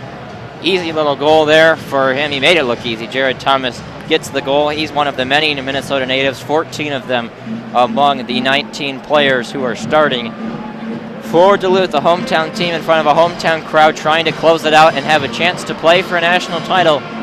Of course, the last time Duluth played in this building in a tournament, in the NCAA tournament rather, they won the national title against Michigan in 2011 in an overtime game. They did play here, however, actually very recently. The NCHC finals were hosted here, the Frozen Face-Off it's called, and that was kind of a low point for Duluth because they came in and played Denver among the teams. I'm trying to remember exactly who they played. We have to consult our media guy here, but they played Denver and lost, and then they also played in the third place consolation game, also lost, and so they really just kind of an unfortunate way, and they didn't think they were going to get into the tournament. They were the last team in to the NCAA tournament outside of the auto bids, who are automatically in upon winning their conference tournament, and so they were on the bubble, really wondering if they would get that shot to compete. Yeah, so they lost to Denver 3-1 in the semifinal game, and then lost to North Dakota in the third place game. Got beaten twice and thought they were going to be like their in-state brethren Minnesota and choke and get squeezed off the bubble. Instead, they make it in, and they're playing much better hockey here in the XCel Energy Center, the semifinal game. We are back in action, just about 4 minutes remaining. Both teams have kind of skated around with it in their own zones, nothing happening yet. Here come the Buckeyes using a lot of speed in, but they were in too quickly. We have an offsides call. Well, going back to your point about Minnesota-Duluth, you know what they say, just give me a chance. And that's all the Bulldogs needed. They got into the tournament, and they played an in-state rival, Minnesota State, the Mavericks, in the West Regional. And really, that game was defined by the upset that came before it. They were placed in the regional with the #1 overall team, also an in-state rival, St. Cloud State. But St. Cloud State lost to the number 16 overall seed, number 4 seeded Air Force in the first game of the tournament. Just a stunning upset. And as a result, Duluth had a bit of an easier path, got to beat Minnesota State in that overtime game in the first round, and then in the West Regional Final, they defeated Air Force to win and get in the Frozen Four. Here's a 2-on-1 opportunity for Duluth, cutting right in. Nice move, a shot, oh, and it just goes high and wide. That was Jared Thomas in the net. That's in front. Oh, what a save by Sean Romeo in front of the net, and it got kicked. A great pass. Romeo saves the day, giving the Buckeyes a chance to come back in this game. Can they do it? Holy cow. Wow, both crowds, everyone in this building cheering. They're on their feet. This is coming down to the wire. 3:20 remaining.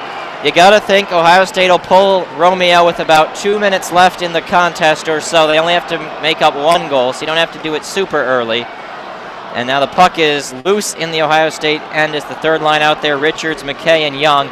Now it comes out and goes all the way down, and icing is called. And now a hard check applied over in the corner, pushing and shoving there between Anderson, and I couldn't tell exactly who it is. It was just one Buckeye down there. 3:02 remaining, and we take a look at the highlight. What a toe drag there by Swaney it was. And then Thomas goes into the corner and digs it out and finds a one-time feed over back to Swaney right here. What a pass across, and it just got sealed off on the side, holding the Bulldogs in this contest. And Ohio State will call a timeout. Steve Rollick with the icing. Both teams have now used their timeout. Shots 28-19 in favor of Duluth. This is where it's at. Can the Bulldogs close it out? Crazy sequence, man. I mean, skirt by Swanee almost put this game away, but Ohio State hanging on for dear life like a tree in a drought, and oh my goodness, we're in for a finish. Both teams at their benches. One last chance to collect themselves before the final 3:02, and it's going to come down to who can finish this game.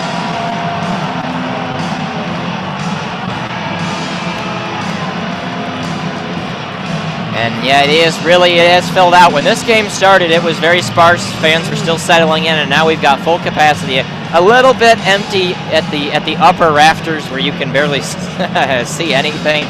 And that's understandable, but everything else, the entire lower bowl, all closely filled up, and Notre Dame, Michigan fans filing in. Obviously, some more will come in about an hour layoff we'll have between these two games. That game's slated for 8:30 Central Time, 9:30 Eastern. We'll see if it does come on at that time. So here we go. Draw coming. Ronnie Hine, third liner for Ohio State with the icing. They're forced to stay out there. And Steve Sandelin has chosen to go with his big guns. Peter Krieger, who lost the draw, and out come Ohio State the other way. They're going to try to probably get a change to their top attackers if they can, but they're in the offensive zone right now as they lead the rush. No need to do it yet. Romeo is in his net. He is watching, waiting for an opportunity. Comes out to the point. Pass across. That shot is blocked. It goes over into the corner. Picked up by the Buckeyes. They've still got the third line out there. That shot goes wide at Shepard. It's loose in front, and now he puts the trapper on it. Pushing and shoving in front of the net. 2:36 remaining. The bells ringing. Hell's bells. AC/DC sounds down from the rafters. Setting the stage. It is gut check time. And Hunter Shepard does a nice job to find that puck, put the trapper on it, seal it off. Shots 28-20 in favor of Duluth. Romeo comes way out of his own net. You got to think within probably 30 seconds to a minute of this face-off, he will be coming to the bench. Ohio State will get a chance to put their excellent extra man attack unit to try and save their season and send it to overtime. It's time to empty the tank. Yeah, everything you got. There is no other game if you cannot score. And a big hit over at center ice as Duluth won the draw. They got it out to the neutral zone. And bring in the boom. Tanner Lisinski lays out a big check, and now it comes out to neutral zone. Again, Duluth playing the blue line very well. And when you always want to prevent the opposing goalie from coming out, you have to play tight coverage at the blue line at center ice. Make sure he cannot leave the net. Here he goes. Romeo is leaving. 2:05 remaining in this game. Duluth going to try to find a way to dig it out. And it's off the boards, up along the high point, and they just cannot quite do it. It's loose in front of the blue line. Still digging at it. Not quite out yet. Here comes Ohio State. They've got a chance. A shot is blocked. Taken away by Duluth. Empty net shot. Oh, it just goes wide. But it's deflected, so no icing. Duluth having to get their next skaters out there. 1:40 remaining. Now it goes down into the corner. Nick Wolf plays it off the boards. He's out there with Perinovich, the top defense unit against Ohio State's top man unit. It's Joshua and Jobst, all the attackers out there for Ohio State. Freddie Gerard in on it, and now we got a whistle coming. The faceoff will stay in the Duluth end. 1:27 remaining. Hold on to your seats. Oh, it's getting loud in here, Drain. Yep. Pump it up. 2-1, Duluth clinging to their lead. They are 87 seconds from playing on Saturday night for a national title. And we take a look at that long clearing opportunity. And it was a great job at center ice. Couldn't tell which Buckeye it was, but he lifted his stick up and got a piece of it, and that's what sent it wide of the net. It negated the icing, but it saved the game winner, or the game sealer, rather. Sean Romeo saying adios to the net. And he is on the bench. Duluth can put one in. They could have one more game to play. Ohio State gathering their guys. It is that top line, Gerard, Jobst, Lisinski, plus Dakota Joshua. Matt Miller at the point for Ohio State. We'll see who can win the draw. This is crucial. If Duluth wins it, they can get it out really quickly. The players want it. They're patting their sticks on the ice. Come on. Joshua gets kicked out, so Jobst, who's also a center, will slide in and take it as well. And the puck and the draw is won. Matt Miller's got it. He sends it across to Wyatt Egge. This is their alignment. This is their six-man unit they want out there. Joshua pushed down. He's going to cut in front. Oh, and a great feed. And then a great clear by Duluth. Goes off the boards all the way back down. That'll be an icing. 1:11 to go. A great centering feed, but also a great clear.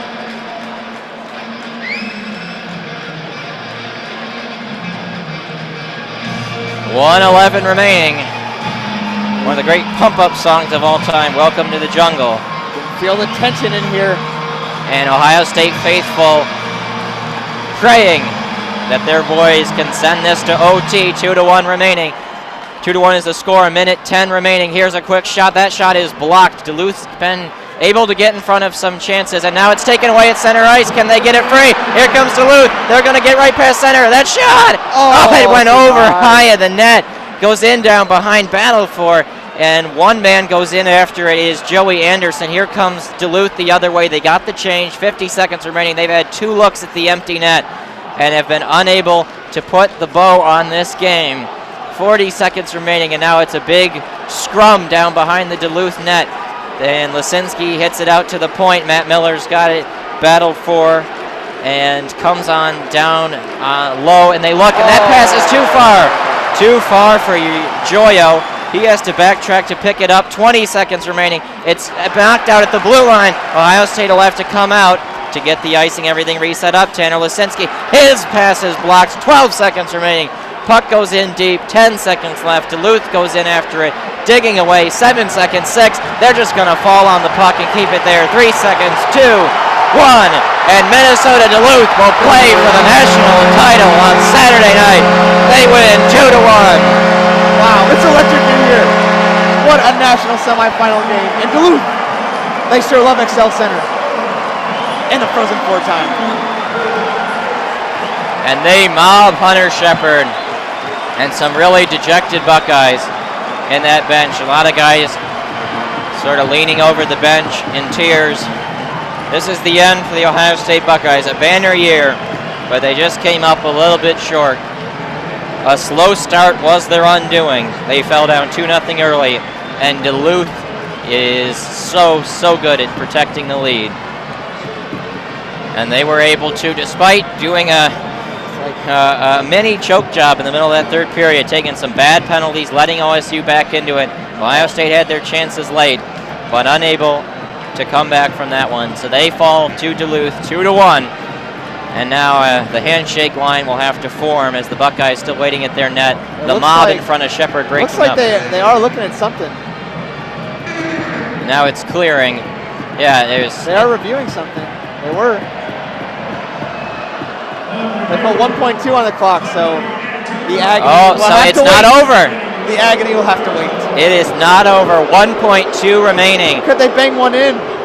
So I guess I am assuming what happened was when that scrum was in the corner, the refs blew the whistle to sort of denote that the puck was frozen, and then the time expired. So they put 1.2 back on there. It was tough to hear the whistle with the crowd being as loud as it was.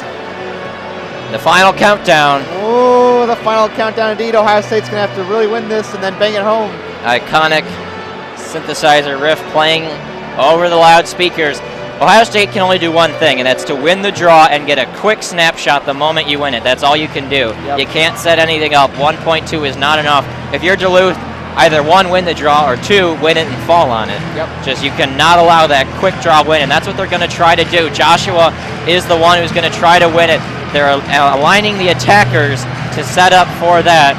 Joshua in the face-off circle. He's got Yops behind him to his right. Lisinski over to the right. 1.2 remaining. The puck drop is about to happen. And now they have to wait. There was some encroachment going on and booing raining down. Here we go. Joshua puts his stick down. 1.2 left. It's loose on the ice, and that's it. So now it's finally over. Duluth will play for the national title. Oh, it's a pushing and shoving. Whoa, boy. That is something you do not see often. The game is over, and yet Ohio State getting physical. Wow. It's like Kearney, I think.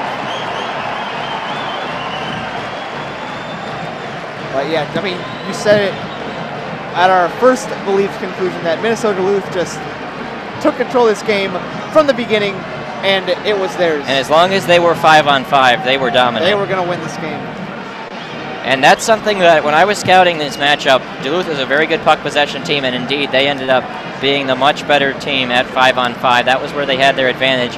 Disadvantaged on the penalty kill, Ohio State able to convert once in a lot of tries, but it was just not enough. So Duluth wins 2-1. They will play for a national title against the winner of Notre Dame, Michigan. The handshake line has formed. We will be back in about an hour, maybe a little less than that, for the Notre Dame Michigan matchup. Your last thoughts about this one? Duluth, it'll be interesting to see if they can replicate that speed on Saturday night against whoever they play. They played really fast, and it surely uses a lot of effort, but they were able to maintain it for this entire game. We'll see what they bring out, but a tough matchup, and really just a great job getting dominant from the beginning and not looking back.